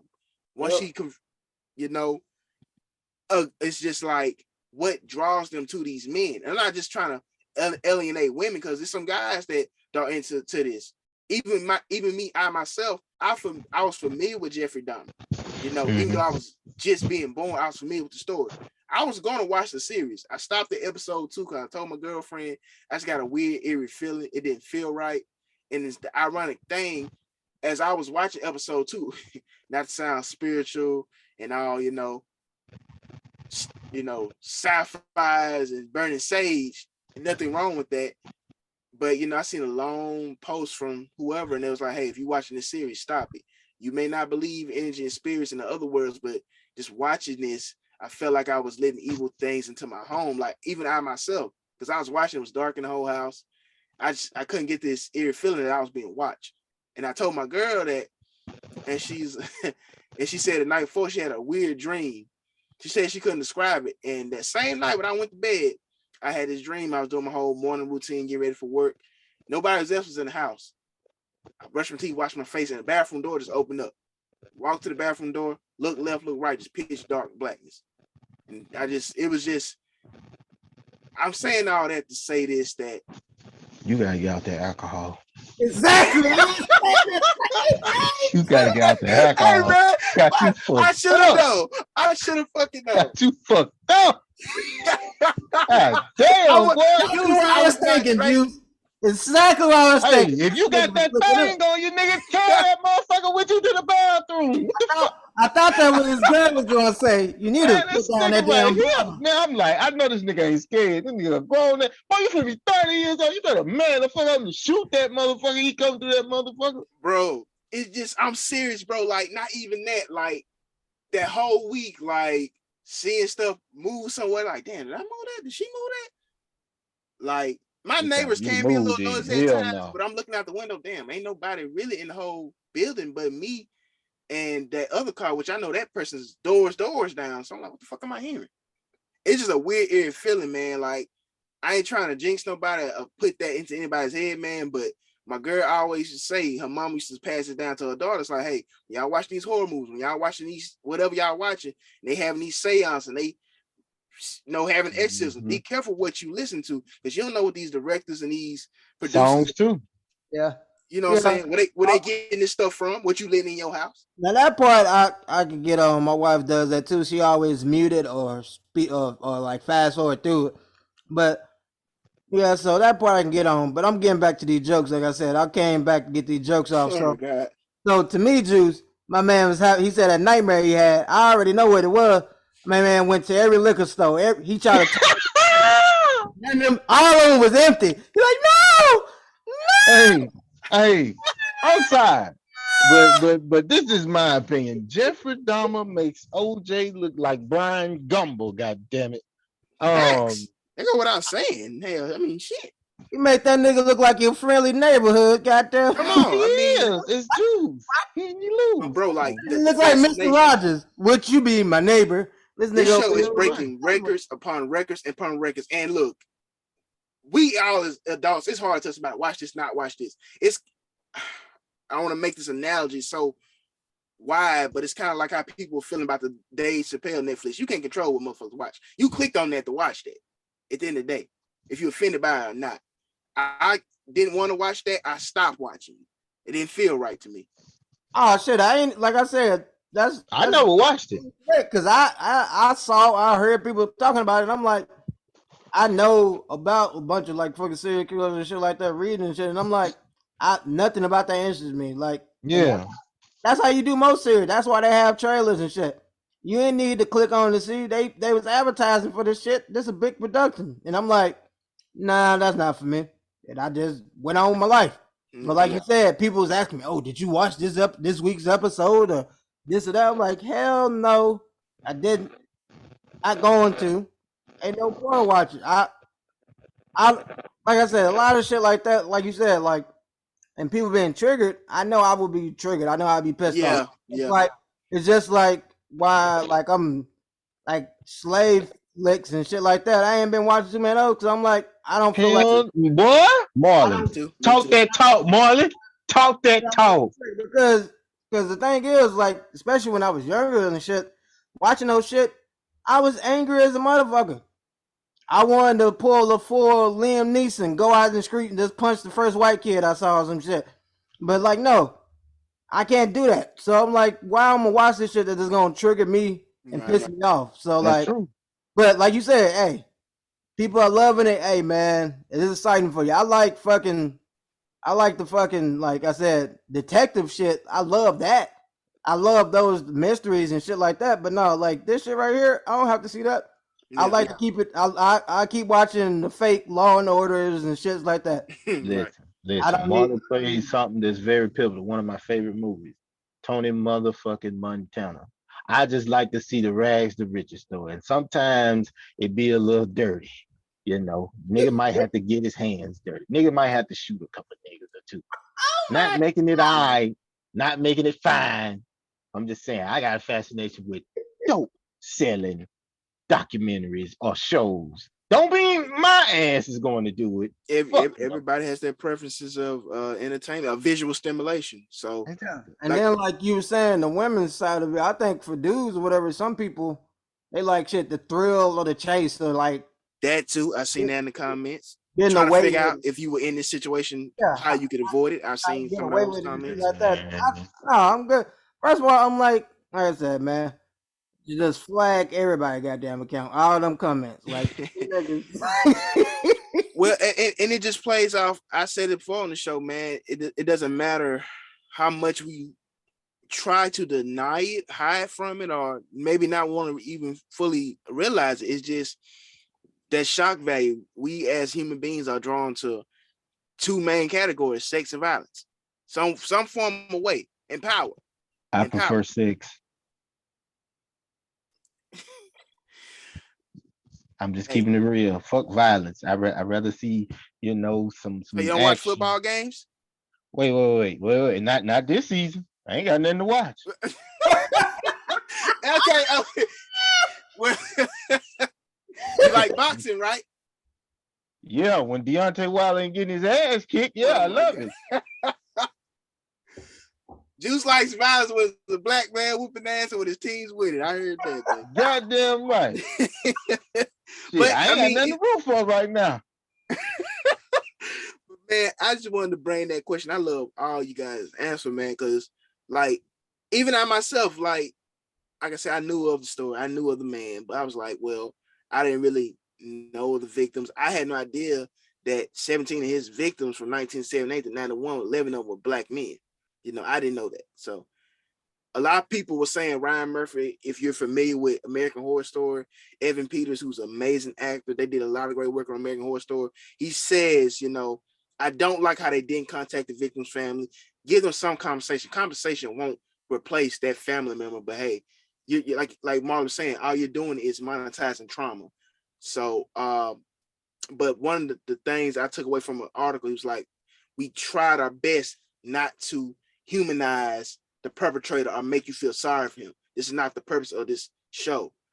And also to highlight the systematic roadblocks and racism at the time in Milwaukee, because let's be honest, a big chunk of how he got away with some of these, all these crimes was because he was white. Even one of his victims escaping his apartment, running down the street half naked, bleeding from the anus, a hole halfway in the head. The cops come, his neighbors, which were predominantly black, telling him, hey, something's not right with this guy. We know something going on here. Power drills going on in his apartment. It's a foul smell from his apartment. The cops don't check ID of Mr. Dom, who was already a registered sex offender. From that same young man who was 14, who I'm describing, he ended up raping his older brother. You don't check his ID. You don't check the young man's ID. You don't ask no questions. You just take his words and send him back to the apartment until he was murdered. So Ryan Murphy also wanted to show that light on how this was a white American male that got away with these things. And so, this boy was black? 11 of his victims were black, but the young man who I'm describing, I believe he was half Native American. I can't pronounce his name. I won't even try. But yeah, that's that. Like I said, like for me, I understand, like, and those are good points to point out. But we can stick to the like I said, like all those shows that I mentioned earlier, the fictional stories that ain't gotta be real, because that's the shit that turned me off or whatever. Like me, like I said, I love a good chasing thriller like anybody else. Mystery, I used to read those books all the time. Murder mysteries, fucking detective, all that kind of shit. I like that, but like the thing that I could always rely on those is like this shit is fake. This shit is fake. You know, this ain't real. This ain't real life, or whatever. But so for me, that's what threw me off. And like I said, it just wasn't for me. But hey, like you said, you brought it up, and I was happy you brought it up because shit, not this week. I chose violence for this week, but the next week I was definitely gonna bring it up for sure. But yeah, man, that's crazy, man. I don't know. That's a big hell no for me. As far as you get off that goddamn bottle, the hangover got you tripping. Man, I wasn't even drinking that night, bro. Just, Hey, keep it all the way funky with you. That's why he Shit. was tweaking. He wasn't even. Something don't feel right in your household or your spirit, nigga. Grab something. Hey, and you gonna know, and I want you to always remember this, you gonna know your house better than anybody else that's coming in your shit. yeah. So, you know, not trying to be on no macho, ooh, look at me, you know, cause hey, a nigga, hey, I'm always paranoid, even in my own shit. My girl tell me something, why you don't just go to sleep for long hours at a time, man? Cause I need to know. I need to know what the fuck going on. You know, so shit. It ain't nothing for me to be up at odd times during the night. I might be checking something, looking somewhere, whatever, because I need to know. Because anything try to come, hey, one thing they gonna say, that motherfucker right there, oh, he was prepared. For sure. Fair, man. So But that's my little question, man. We go ahead and pass it along to you fellas or brother Shakur, man, however you want to run it. Last question. That's the question I want to go. Come on, let's go and get into it. oh, you ready for the love, doc? No, I'm talking about this character question. You talking about the movie role? Yeah. Oh shit. All right. I wasn't gonna do it. I wasn't gonna do it, but he asked. All right. Well, if you don't know, you finna know. What movie role could you see each panel mate play and why? Y'all got the flow.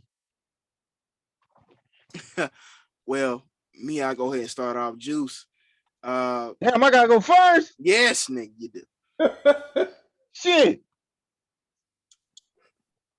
I got either you don't like this first one. I got either Jake Shuttlesworth. Oh, he God got damn game. it! I knew you was gonna say that. Yes. Yeah, I'll be Jake. Yeah, I'll be Jake. I got Jake Shuttlesworth. And secondly, I got his name Undercover Brother by Eddie Griffin. Oh my god, I always gotta be the pro black dude. But that's okay though. Okay. Yeah. And both of them got afros, so you know we have to change your hairstyle. Hey, cool. Thank you, cuz. One, Oh shit. I gave him what was Michael B. Duncan? What my God, Michael Clark Duncan? Michael Clark Duncan. What was the name of that movie he played? The inmate The that Green Mile? The Green Mile. Oh my, you gave this nigga John Coffey. Yeah, he'll be John Coffey. Boss.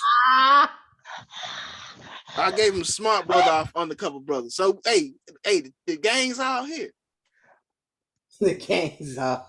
Oh Marley, I've said this before on the show. I'm getting you Trustus Jones. Hey, that's who I gave that nigga too. Go. I swear. CD4. Go watch it, Marley. Trust us, Jones. If you can't trust us, then who can you trust? That nigga is Trustus Jones, man. Who is Fat? Fat. I gave Fat Conspiracy Brother off Undercover Brother. Saying wild outlandish shit. Oh, he is Dave Chappelle? Yes.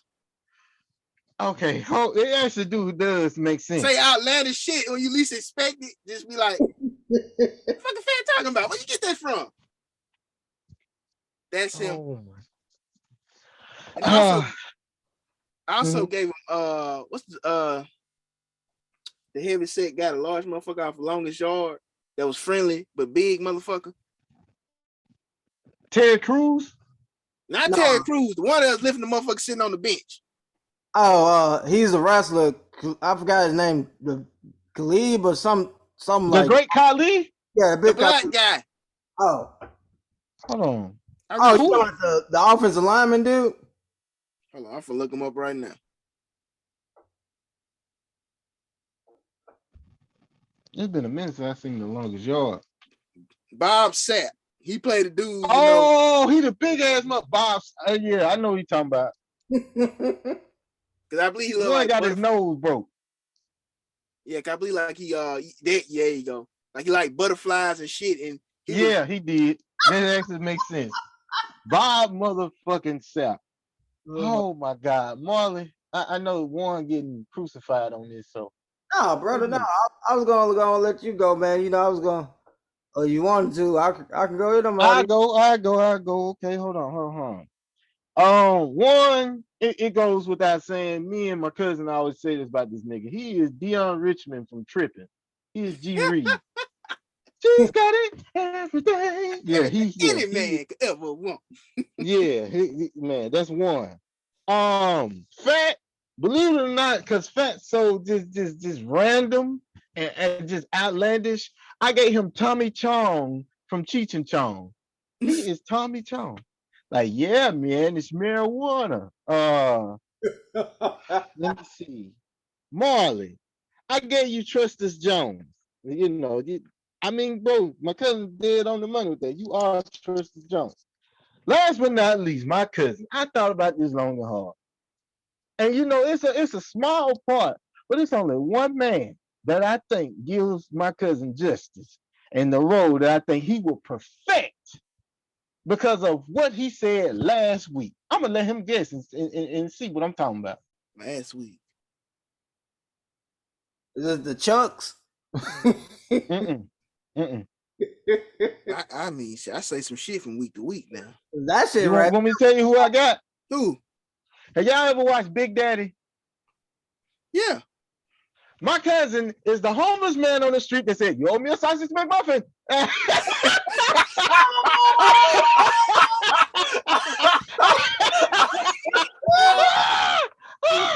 He is the Mr. Sausage McMuffin. Yes, that is my cousin. He is Mr. Sausage McMuffin. Yeah, wow. You owe me a sausage McMuffin? Yeah, wow. You made this man a homeless guy. Hey, he got that goddamn sausage McMuffin at the end, though. Goddamn.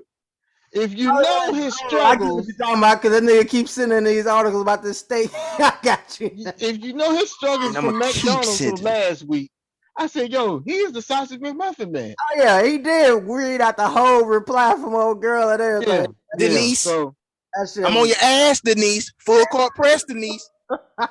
You owe him a sausage McMuffin, you know. So, man, yes, that's who I got. Y'all know characters and shit. I was just going off of looks and like different things like that when I was thinking about this question, but that shit came up easily.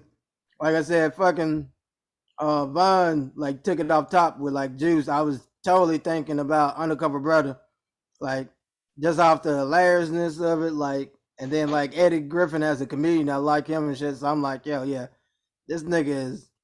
And like they say about Eddie, like that nigga, like he's like that off the riff, like type comedy, like and shit like that in his comedy.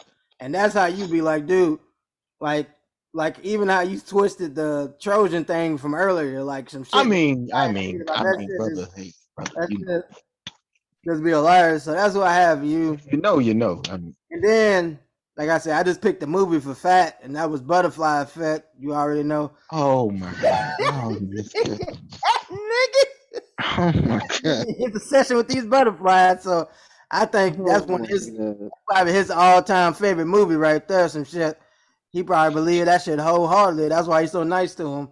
And then with Vaughn, with Juice, I know you didn't want to bring up this side about the family, but shit, I went totally fucking what's that shit called?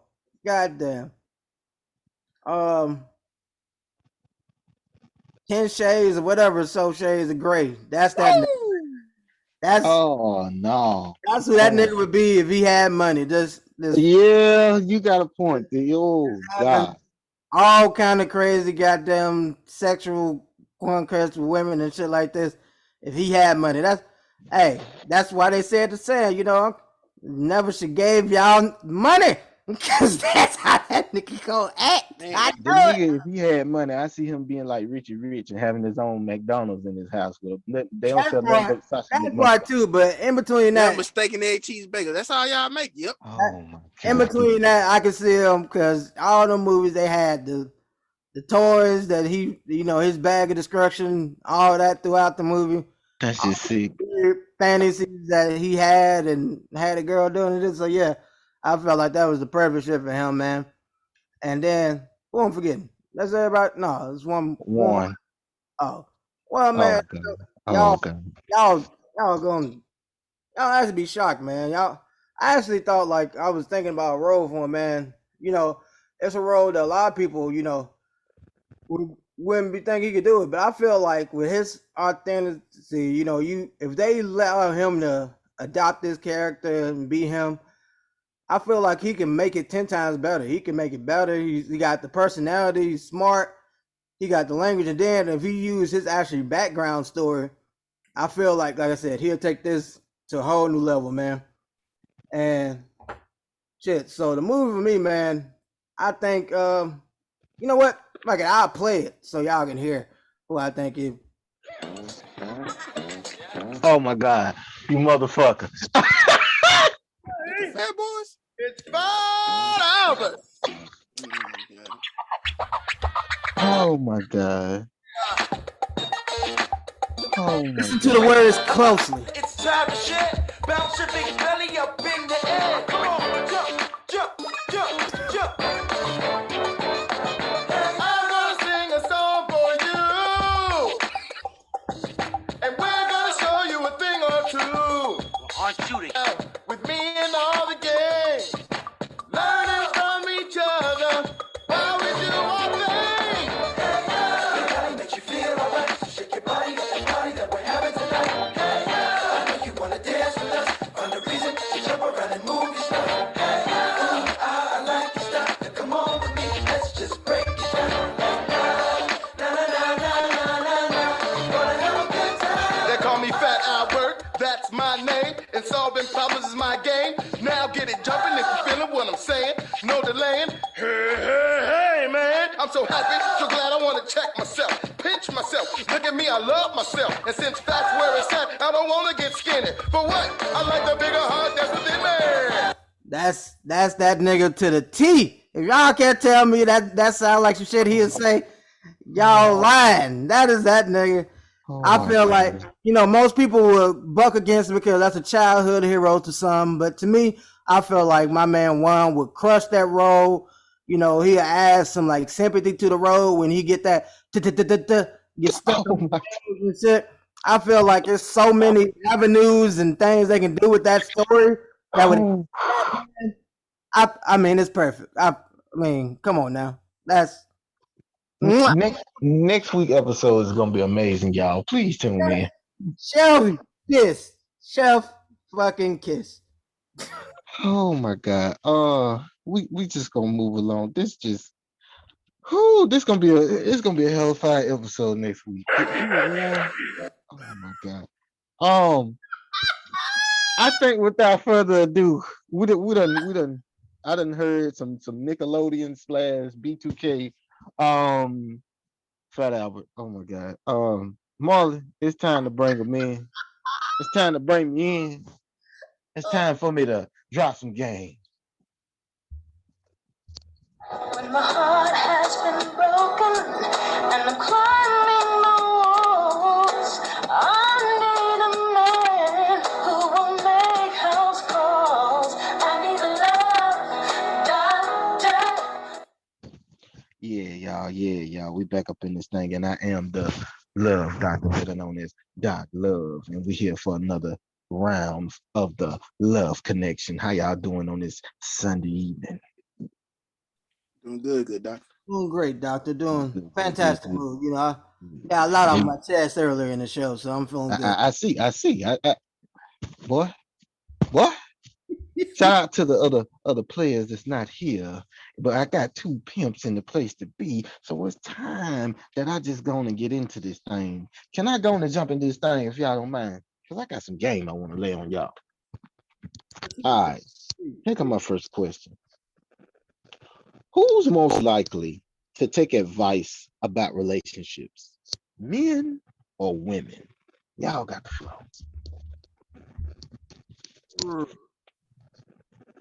You want to touch that, Vonda? I go and go. Shit. Hey, go ahead and go. Yeah, give you time to feel that ball to understand. But for me, Fuck you. for me, bro, take advice from who? You just talking about like more willing to look for advice and shit. Just in general, because I'm gonna bring on basically let me bring it home for you.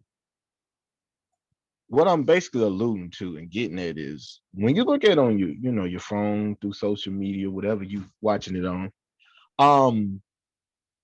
you sit and you may question like, damn, that's a lot of relationship advice floating around here, but who's actually more prone to actually listen and take this advice instead of just letting it roll in one ear and out the other one? Who's gonna actually do the dirty work? Okay, you put it that way. I'm gonna have to say it's a lot of antisocial, niggas that like to play games and eat lays by themselves, niggas that Oh my be. So I would go with dudes because shit they be, they ain't sociable, and shit, and they be eating this help up from niggas that sound like they just got a drip of game. They be ready to soak that up and any information, and those people have made a lot of niggas rich. Shit. I was watching one show talking about. I think they got a series on TLC about like virgins and shit like that, and this nigga collected. I think it was belly button lint or some shit. What the Wondering why what? he Vaughn? wondering why he was a fucking virgin and shit. And like he had his mom as his wingman and all this other shit. It was kind of creepy, man. So like I said, there's a lot more of those out there than I saw women that be really needing help because this is the perfect time for this, and I'm glad I had this queued up. But shit, mostly with women or whatever, What's the best vagina? New vagina. so be a little easier for them on their side. But shit, dudes, yeah, I see a lot of dudes buying into that. I see it on YouTube. The little clips they doing the clip base. Are you tired of being a what they call them beta male and all this? Hear my story, and I can tell you how to get you a woman and all blah blah blah blah. So yeah, I say dudes, man, that's who they circle to anyway. Okay. Okay.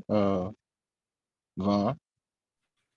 Yeah, I would agree. I think not all men, but most men will probably take the advice what's being told to them probably more than the opposite sex. Just to make it short, sweet, and simple. It varies on a person because regardless of sex, everybody's different in their own way. But I just feel like us as men, I believe Marley touched on this from prior episodes. We are taught to be solution oriented. We're almost, I hate to use the word brainwashed, but no, I'm not gonna say brainwashed, but we're kind of program.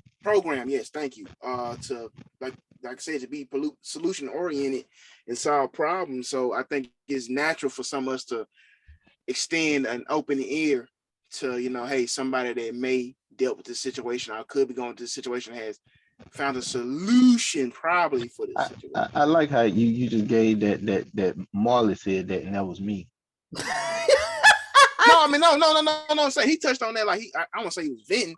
I know you have as well, but no, he was like as men we have our down days too. I can't remember verbatim what he said, but he was saying like maybe both of y'all we are taught to be solution oriented. I mean, sometimes we don't even always have the answers ourselves. While women, not my words, some people view them as the more emotional and men as the more rational of the species. So It just seemed like you wanted to say unstable creatures behind it, but you didn't. No, brother. No, No, bro, he was Very definitely good. gonna say it. I'm very proud. I Very brought proud. that too. I brought that too, Lord Doctor. I You said, know, I'm just the dog doctor just feels, you know what I'm saying? Feels the vibe, the tension there. I wouldn't go say that.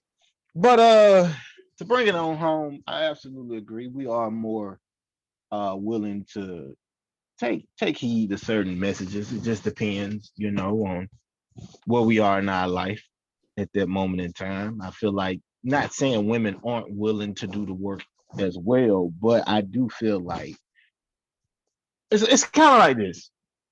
And I don't know how to say this without being offensive, but I'm gonna try my best. Here it is. You ever been in a conversation with a woman and it automatically goes left when you say that one thing that they didn't like? So the Absolutely. remainder of the conversation is just literally them in their emotions and fussing.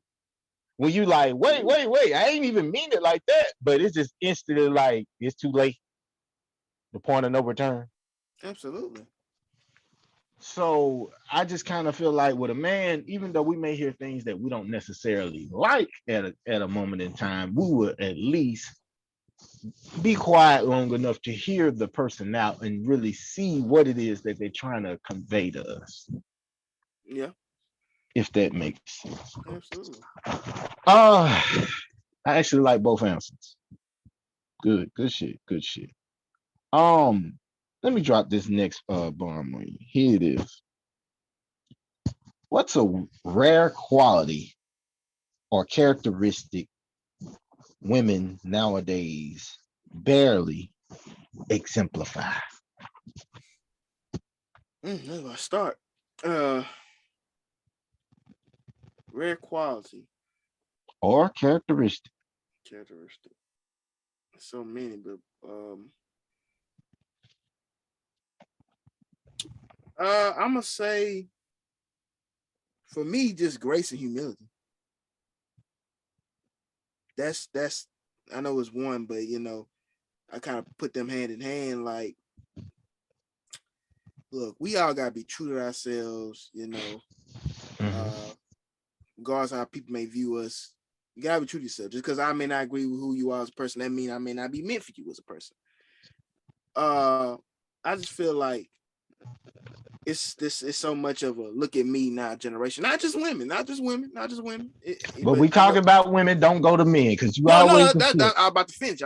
But I come know on. this question is aimed towards the female sex. I feel like everything's shock value. Prime example. And I see it on the feed all the time. And out of entertainment, I love to go to the comments. You can see a young lady, somebody you probably went to school with, you know, hella assed out, double cheeked up on a Tuesday. And On a Tuesday. And in the comments, most men will probably approach and address her in a way that they feel that the energy she's giving off of, right? And she'll make another post, another caption, hey, don't be jumping in my DM, this and that. But my whole thing is this. You wouldn't fucking see a mechanic post a video on a fucking car trying to work on it and the problems with it, then jump in their DMs and you ask them, hey man, I got this situation with this car. Then be mad at the individual for asking the question, would you? No, because you're basically honing in a skill that you telling people that you perfected and you're good at. So you're knowledgeable about whatever the just say I don't want to say situation, whatever the topic is at hand. Right. You yes. posted a video, you trying to And plus, who sit around watching mechanic videos? Who's watching those? shut the fuck up, Marley. Listen to God damn it. Asshole.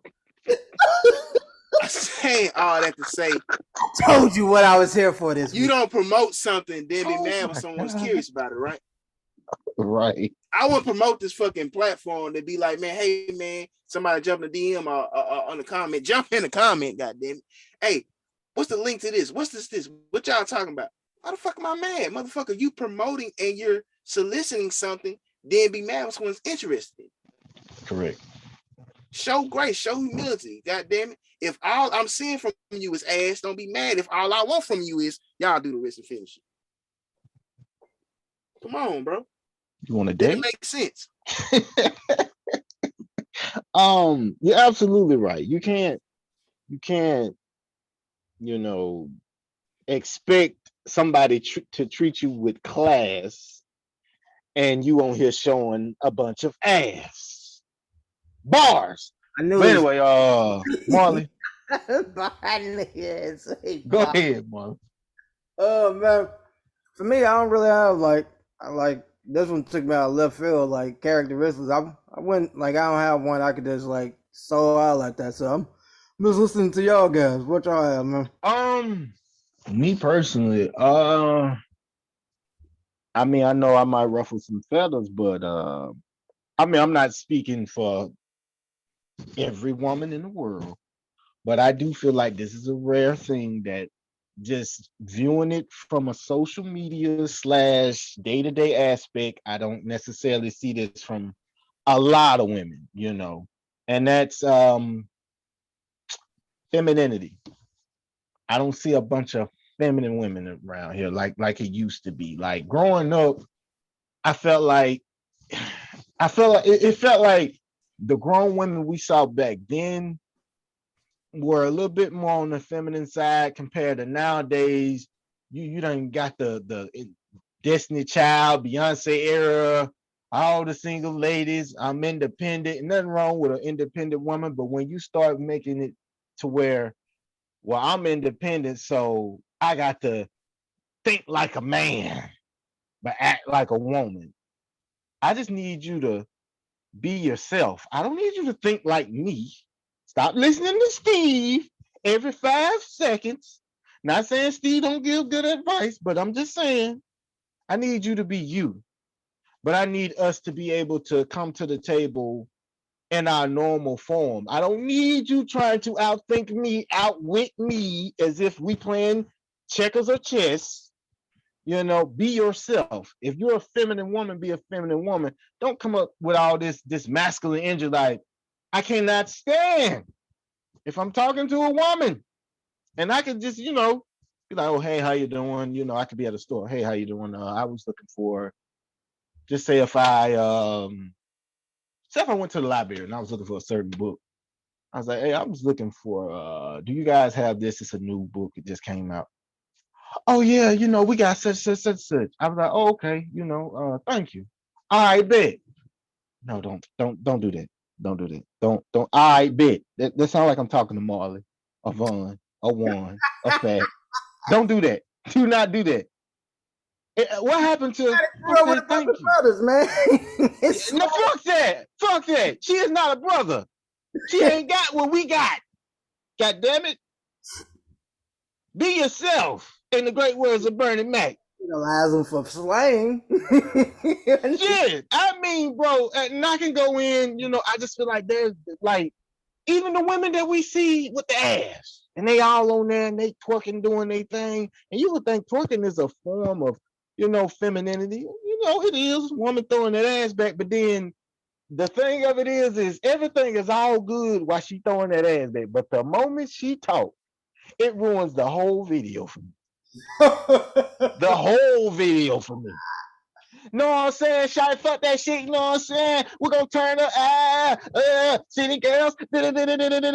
Ghetto, hood, aggressive. I've seen videos where women have approached men and it ain't going how you think it would go.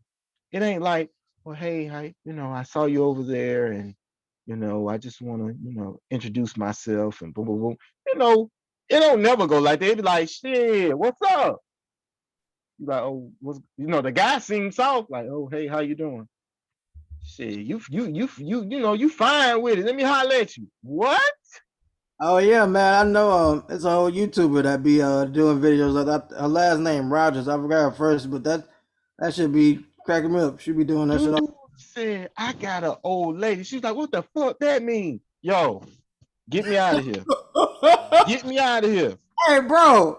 People used to use that line all the time. They say that's how it is in New York. People say you gotta mad at them out. They still talking about, hey, he ain't here. You know. So Bro, and bro, it's crazy because it's women can say, well, men need to be more masculine. Da, da, da, da, da, da. I remember at one point in time, let me tell you why I think back in the day was a little bit softer. You remember when we would see the shows where the dudes would do the cat calling? Hey girl, hey, let me holler at you. Da, da, da, da. Remember them shows? Remember them movies? mhm. When the last time you seen that on TV? I don't know, but I see it online all the time, and like I said, people like talk about New York and like freaking places like that.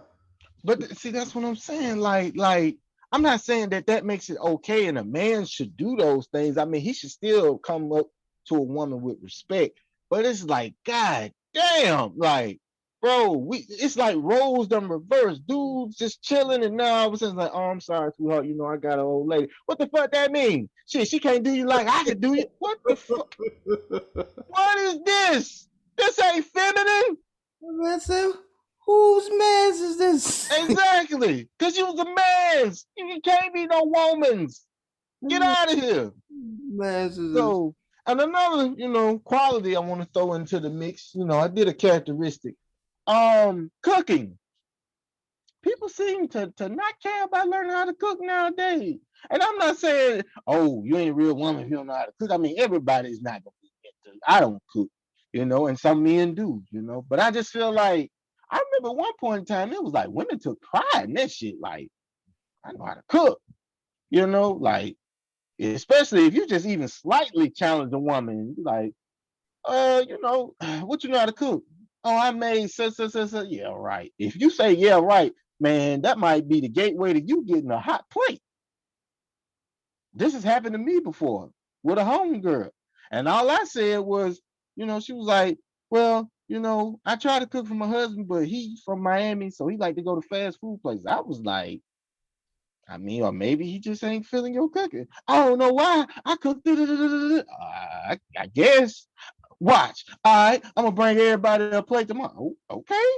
I just got a free meal. I mean, cool. But I mean, I don't know, man. I'm not trying to sound all old school like, but I just feel like certain things just get neglected nowadays. Like it's like I don't know if it's because of this so-called independence thing that women feel like if a woman is cooking, that's sexist because a man won't always in the kitchen. Look, I didn't say that. I'm just saying that it would be nice, just like a woman has a preference for a man to be tall. A man can have a preference for a woman to be skillful in the kitchen. I mean, it's not a unfair preference, is it? No, but shit, like me, like I said, for me, shit, and I know like our household shit, we both. I be cooking, she be cooking shit. This whoever hungry, nigga. We be over there frying up something. We ask the other person if they want something and shit like that. But that's one thing that, like I said, that I peep game on earlier. Whatever. I'm like shit. I'm cooking and like how you said that setup. I used to do that all the time in college. I used to do that just for that, just to get the plate, just to get the plate. Challenge to see if they can cook or whatever and shit like that. But yeah, and take lessons from them because shit, if that shit fire, I want to know how to make that shit myself. I ain't gotta just wait hand and foot for this person to do it for me. I'll fire that shit up myself. And like I said, I know a couple niggas that more. I know like a lot of dudes that more powerful about like their grilling skills. I know that's the thing that a lot of dudes be boasting about is like, oh, I can grill this or do that and shit like that. But yeah, I see where you're coming from, man. That's that's a nice list you said, bro. I mean, I try. Now this last part, y'all could just add to it whatever y'all want, cause this not even a question. I'm just gonna go in. I've been waiting all day for this shit. Here we go. Y'all ready? Go on, Doc. 50 Cent son, Marquise. Oh my fucking God. This man is 25 years old, y'all. And this man is still complaining about how his pops was not there for him. Not physically. I get that part because he did have to do a lot of touring, because while he was little, his daddy was in his prime. So I will give him that. It does help for a father to spend time. 50 said he tried to do as much as he could, even brought him along a lot of times. But the thing that got me was he said his daddy didn't spend enough money on him to financially support him. Y'all, is y'all ready to hear these numbers? Here it is. His child support, right? His mother was getting 6,700 a month. God And damn. Marquis said that wasn't enough. I mean, So let me get this straight. 600-700 a month times 12 months in a year. That's 80,400. 80,000 a year. And This this was ain't how many including the years? 1.3 million he paid up front before he ended up paying it monthly. Woo! My Lord. hey man, I think my man need to question Mama. You know, Mama was Okay, Marley. That's what. Thank you, Marley. Thank you, Marley. man. I'm the love doctor, and on the love segue, goddamn it, we gonna talk about the happy ever afters and the goddamn the horror stories. I need y'all to understand on the love connection. We're gonna tell it like it is, so I can help maybe prevent some tragic lost soul out here from making this same mistake. Because I got something for that ass. Hold on, You Marley. Let say, me hold finish on. I gotta stop. You say he paid 1.3 million before the actual child support payment. Yes. That's right. I mean, shit. Nigga, I don't know what else to say. I don't know what else you want me He to say. wasn't married to his mama either. Never. I mean, Never. a lot of people. I mean, just to get the most basic statistic out there, a lot of niggas don't even see $1 million in their lifetime. Their lifetime, they grandparents' lifetime, whole working and shit. And you got that all front, and you was getting that 80 shit. If you gave those numbers to your cousin right now, bro, you be talking to me, and I'll just be saying I'm vacationing all the time. You're like, Molly, what you doing? Shit, we got that money, man, and shit, kid and flipped it and shit. We ain't been working. We just been chilling, going on, doing life, sightseeing, taking courage and who you call Garfield all around the world and shit. Cause that's a lot of goddamn lasagna y'all gonna be feeding that damn kid. so I'm like, man, it's all about it. Hey, that sound like I said, That's a lifetime. That's a life altering. yeah, that is. And like I said, shit, hey, my man need to talk to an accountant. Hey, look at them books. See, Like, hey, how the federal people be doing, shaking down them books. Hey, something wrong with them books. The numbers baffling. this is my thing. The guy that was interviewing him said, "Well, your mother wasn't working, and she was living off your father." Well, she was, and he was bringing up something about I couldn't even afford to get myself some sports socks one time, and now they was like, "How? You was getting 600 or 700 a month? That's not enough, bro. I mean, you got to understand, bro. Look who my father is. He's in beef with people, so we can't stay in regular neighborhoods, nigga. Why you can't? Don't nobody want your mama, and ain't nobody looking for you.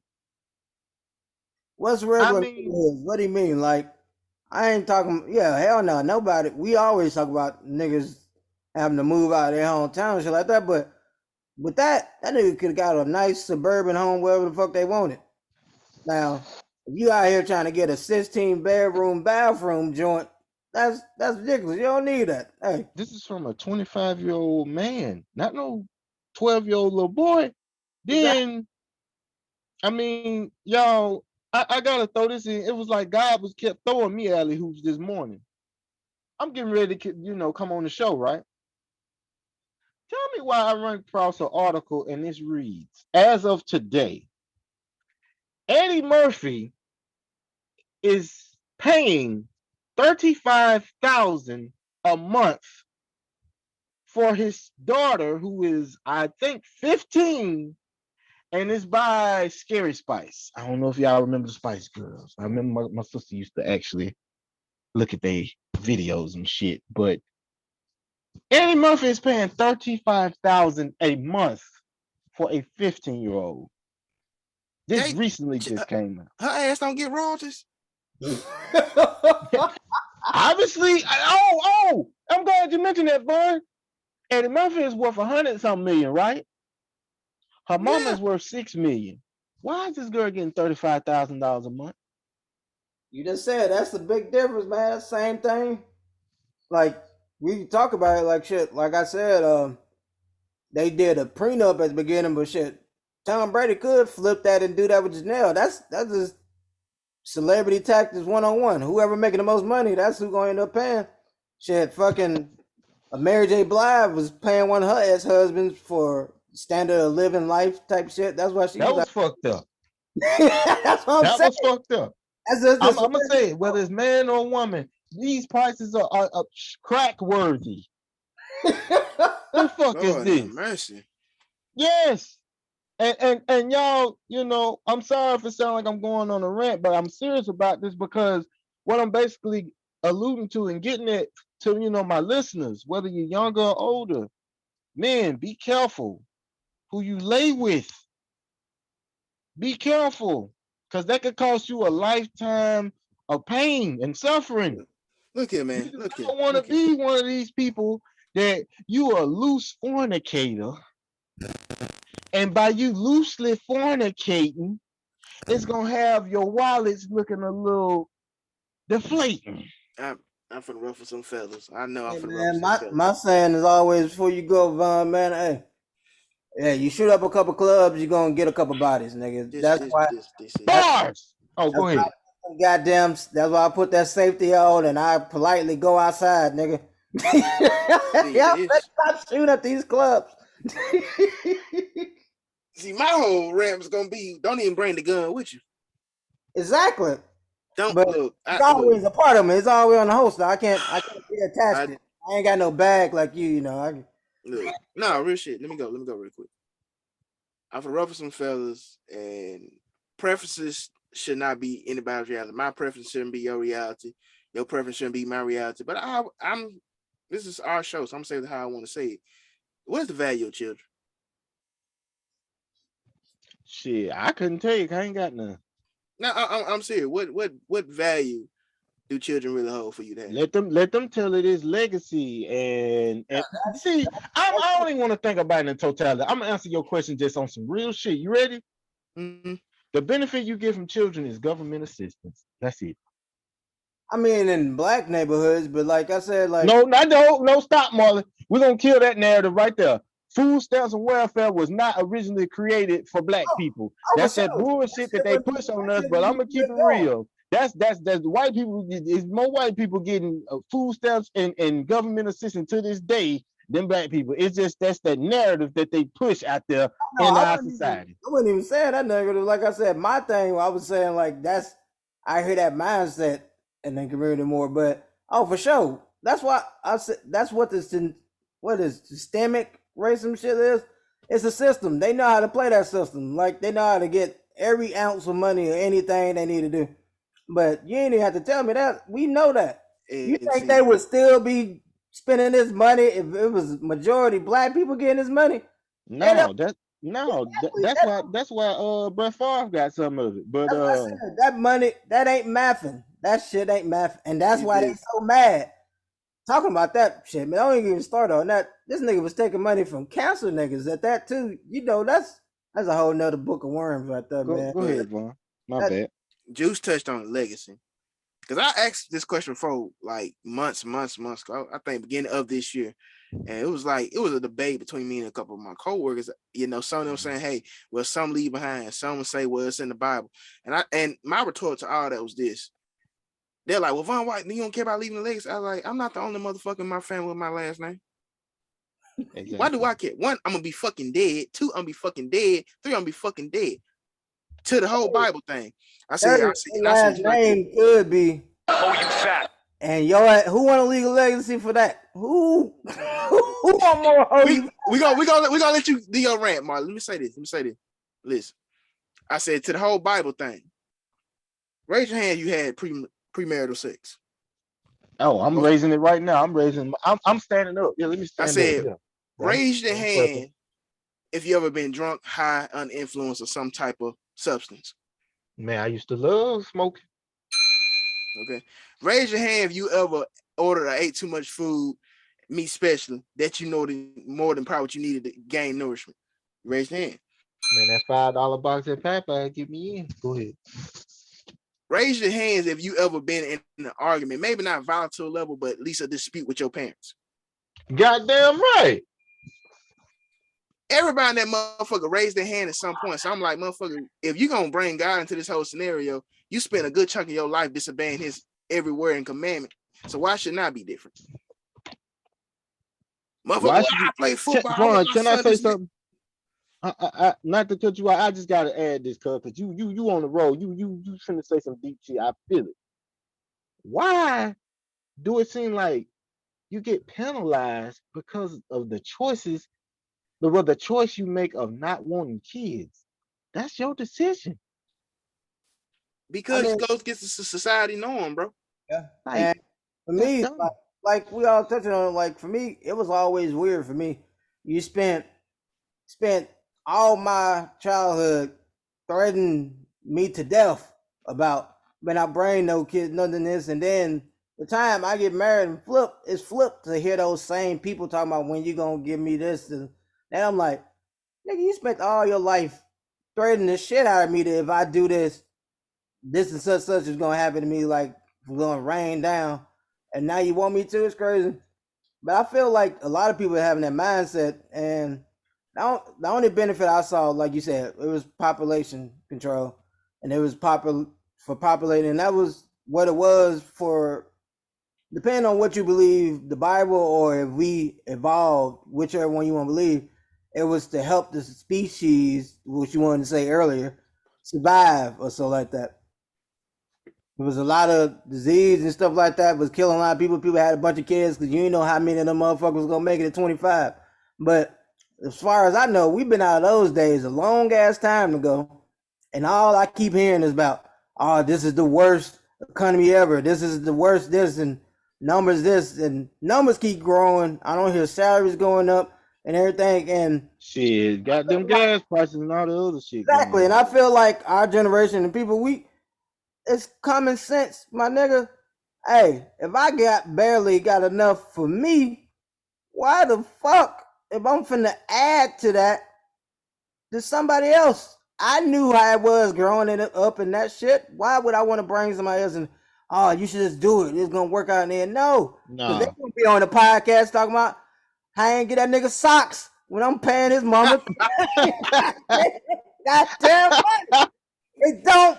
That math is not mathing to me. This is retarded. Why? why this nigga sound like Chris Rock?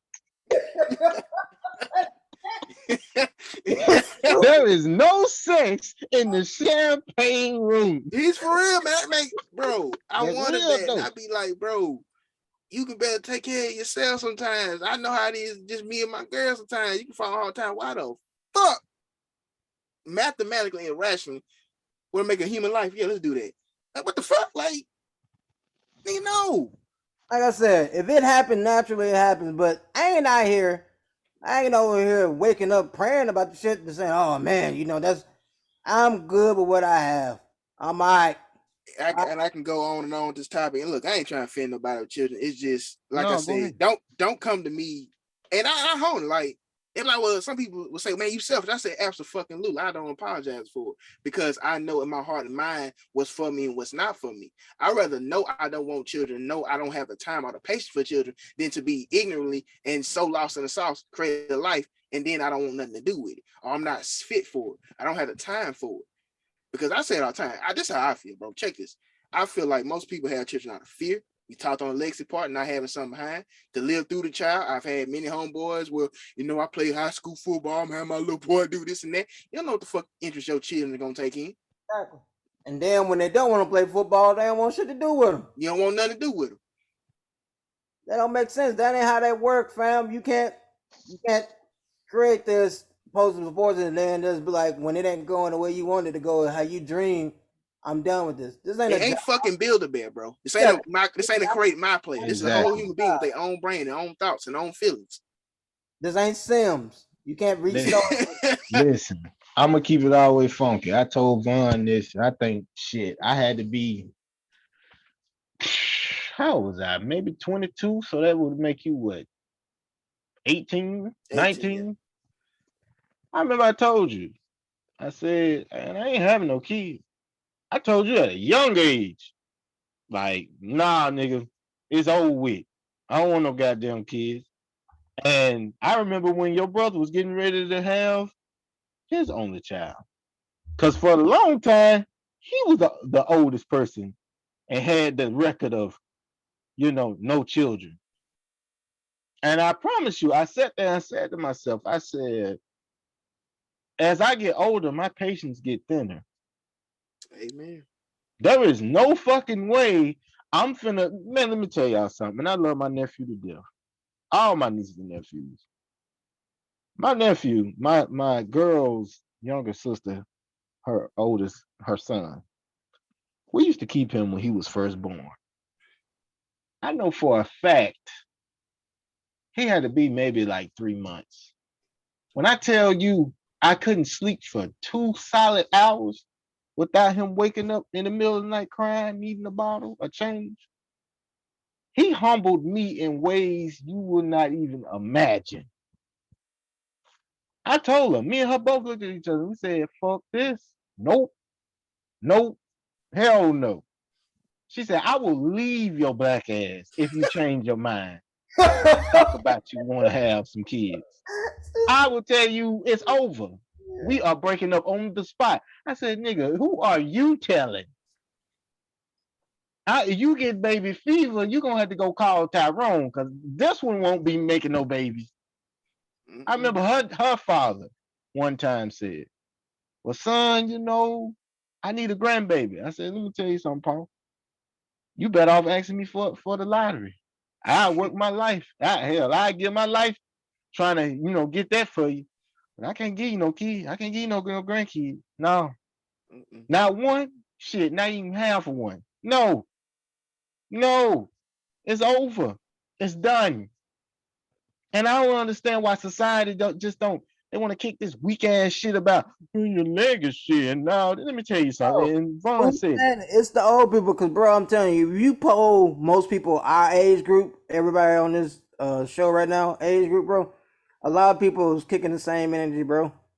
People doubling up on pets or not, no pets, living their man, life. I don't need no goddamn pet. I need a No, PS5. I'm just saying, some people like that or nothing at all, man. That's not Yeah. I mean, what I'm we gonna keep it on, bro. real. And Lord forbid something happened to me. My cousin gonna always remember me. Marley gonna remember me. Warren gonna remember me. Fat gonna remember me. My family gonna remember me. I don't. Who the fuck cares? Who don't remember me? You obviously wasn't important when I was still breathing. So fuck you. That No, part. no biggie. And then, Shit. like I said, man, for me, man, like, shit, what we need to stop is fucking teenagers, kids having kids. How about that? Because all we doing is a cycle. We talk about it every day on this show, the cycle of trauma and this and that. Bro, man, why? Why would I want to even have a possibility to add to that, bro? You don't know how that shit gonna go, man. And like I said, that shit and broken up more people than anything and all that. Like I said, not the kids.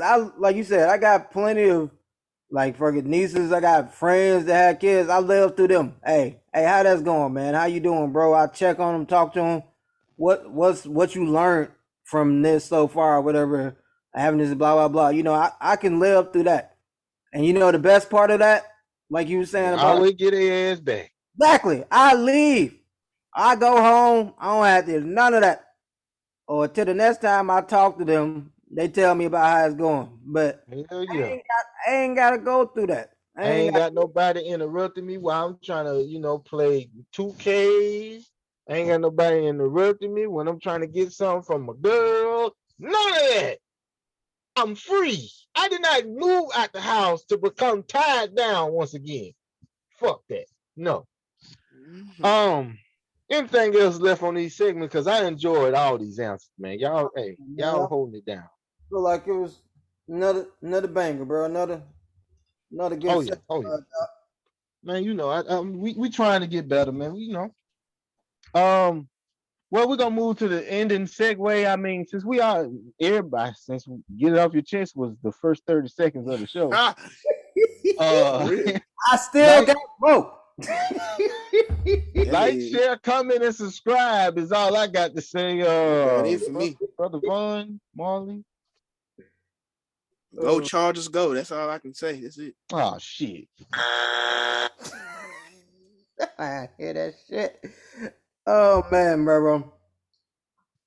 Man, I just got too behind on the stories, bro. Man, I just say everybody in tragic the like fucking climax, Florida, those 100 lives, even more they still finding out there, man. That's tragic, man. Right. Prayers for y'all, man. Prayers for fucking I think it was Indonesia or so like that, a soccer game. They was just trying to have enjoy themselves. Somebody came there and had a whole suicide bomb, killing 125, man. God damn. Like I said, there's a lot of pain and anger in the world, man. It's like I said, I can shuffle through all of it and word verbatim, but I'm just touching over it, not touching on it, just trying to, push it out the way. Because, like I said, people are being impacted by that, and I really sincerely care about that because that's crazy, man. And for Florida people, they finally got a taste of one of those Katrina like storms, because I always hear people from Florida talking about how they had their hurricane parties and shit, man. Like we found out, like I said, years ago that those Listen, shit's never a joke. listen. Shit, They had something worse than Katrina. This happened years before we was even. I yeah, think might have been born, or no, it might have been a couple years before I was born. mhm. Marlon, listen, I seen pictures. Man, Oh yeah, I know which one you're talking about. I don't know the name off the top of my head either, but yeah, yeah, it I'm was pretty like I bad. said, for all everybody involved, man. Like I know, like shit, these national disasters happen, and then it's crazy that we have a whole season where this is the most like active time for them. This shit ain't just easy to pick up from. It No, it's not. takes a lot. Some places don't pick up because they don't have the funds for it. So like some of these places are forever changed. And like that's why we have like post Katrina this, post this, and like it's crazy, man, how we as people we just compartmentalize that, we just move on with life, man. Life keep going on, but it's these moments in time that like forever shift time, man. It's crazy. And then, like I said, I read this article. I was telling Juice about it, man. In Asia, it was a 10-year-old boy, man. His I don't know if his grandma was being tough on him or whatever, used to definitely or whatever. My man just snapped one day and choked her to death, whatever. And his friend, they said his video, they already pulled it down by this point, but his video, you hear his friend recording him as he kills his grandma, man. And like it's like I can't even like fathom and imagine like the rage or what to get you to that point, man. I just say, man, there's a lot of hurt and a lot of hurt people out there, man. And I just found that shocking as hell. I couldn't even like imagine put my even some way like we was talking about the glorification of like these serial killers and murder and shit. I can't see where that come from, bro, man. So peace for that family too, man. That's a difficult situation. Shit, fucking. I brought him up earlier. That nigga Brett Favre at it again. I mean, the story just keep getting worse. Hey, like I said, from it being that he wasn't just taking money from welfare people, he's also was using his own like cancer charity that I think he set up for his wife or other people, and was trying to use those funds as well. And then he had the grand idea to save money was to use freaking imprison people as pretty much like slave help. He's like on their free time they can be building this or so like they helping like suggesting that. And I'm like, man, all this is just ridiculous, man. It's just like I mean at this point I'm not surprised. Every article come out is crazy as hell. If Man. Brett Favre got punched in the face randomly just out and about, I wouldn't feel bad for him. No, he need more than a punch. A punch don't suffice. Yeah, that shit just like I said, I'm hoping the charges finally drop. But speaking in the charges, I could flip on that. Something that never made sense, but finally kind of getting directed. I don't know if y'all saw, but Biden pardoned, like, on the federal level, all the people who, for possession of marijuana. He pardoned, like, I think they said it was over 6,000 people or so that is being, like, freed and shit like that from, like, these little small, like, gram type charges that they had them all in there for and shit like that. So, like, man, that's a positive thing that's going on in the world, man. They out there. You gotta search for them, bro. They out there, but they crazy, man. On top of that, like I said, I can go all day, man. But I'm just wrapping up with two more crazy outlandish stories. I want to hear y'all opinion on it. One, Utah. We was talking about kids. I don't know why they were in perfect time. Y'all heard about this Utah mother who's she the surrogate for her son? Yes, What the fuck? you showed me that. That was some sick shit. Yes, in Utah. You don't have to guess what color they are. But 56-year-old, her kid, her son and wife was having complications, having a kid, and she volunteered Go to ahead. have the kid and so like that, and like TMZ, they wanted the shock factor. They put 56 mama is pregnant with son's baby, but when you go into it, she's disturbing it. But even to me, I was just saying, bro, it's weird to y'all. I couldn't even imagine. First of all, I can't imagine my mama offering that shit because she always tell me never again. So I don't Mine too. Yeah, absolutely. run. Can you see this even? Would this be something that come up in conversation in your house? Not with his mama. Hell, Man, like, this to me is like the weirdest and most craziest shit. And man, my aunt would cuss him out for even, man. And then the most weird, another shit, lighter hard story about that was fucking. Y'all heard about the fishing shit? The shit that blew up over the weekend about the fishers. Mm-mm. My man stole. He finna get charged federally. Stole over $500,000 of like prize winning money because this nigga was putting lead weights in fish. Yeah, like sport. Like I think I Yeah, have like they like sports sport fish. fishing or whatever. Like Damn. yeah, I mean, he won a lot of money. And then the thing about it on the video, like I was listening to the people, it was some clown shit. They said my nigga was still bragging and talking shit to people, knowing damn well he cheating this whole time. He been cheating this whole time on their ass and still talking shit to their ass. I mean, hey, if you got the unfair advantage, why not? Say a Hey, little man, shit. people do crazy things for money. And then the even crazier story was chess. The two weirdest things that we even say sports. Some dude was supposedly over here had Von bad and had like some anal beads in his ass. Yeah, we finna end the show. Yep. What? Nope. He I had some ain't with anal you. beads in his ass over here Yeah, fucking mute my mic. to get the fucking he had somebody like helping him like fucking cheating chess. I'm like, why? Why people? They put bees in his ass to help him play chess? Yes, he had us. They was using it to tell him what moves to make and shit like that. I don't know how what Whoa. code they have. After the 80s, boy, the work. It's some wild motherfuckers out there, man.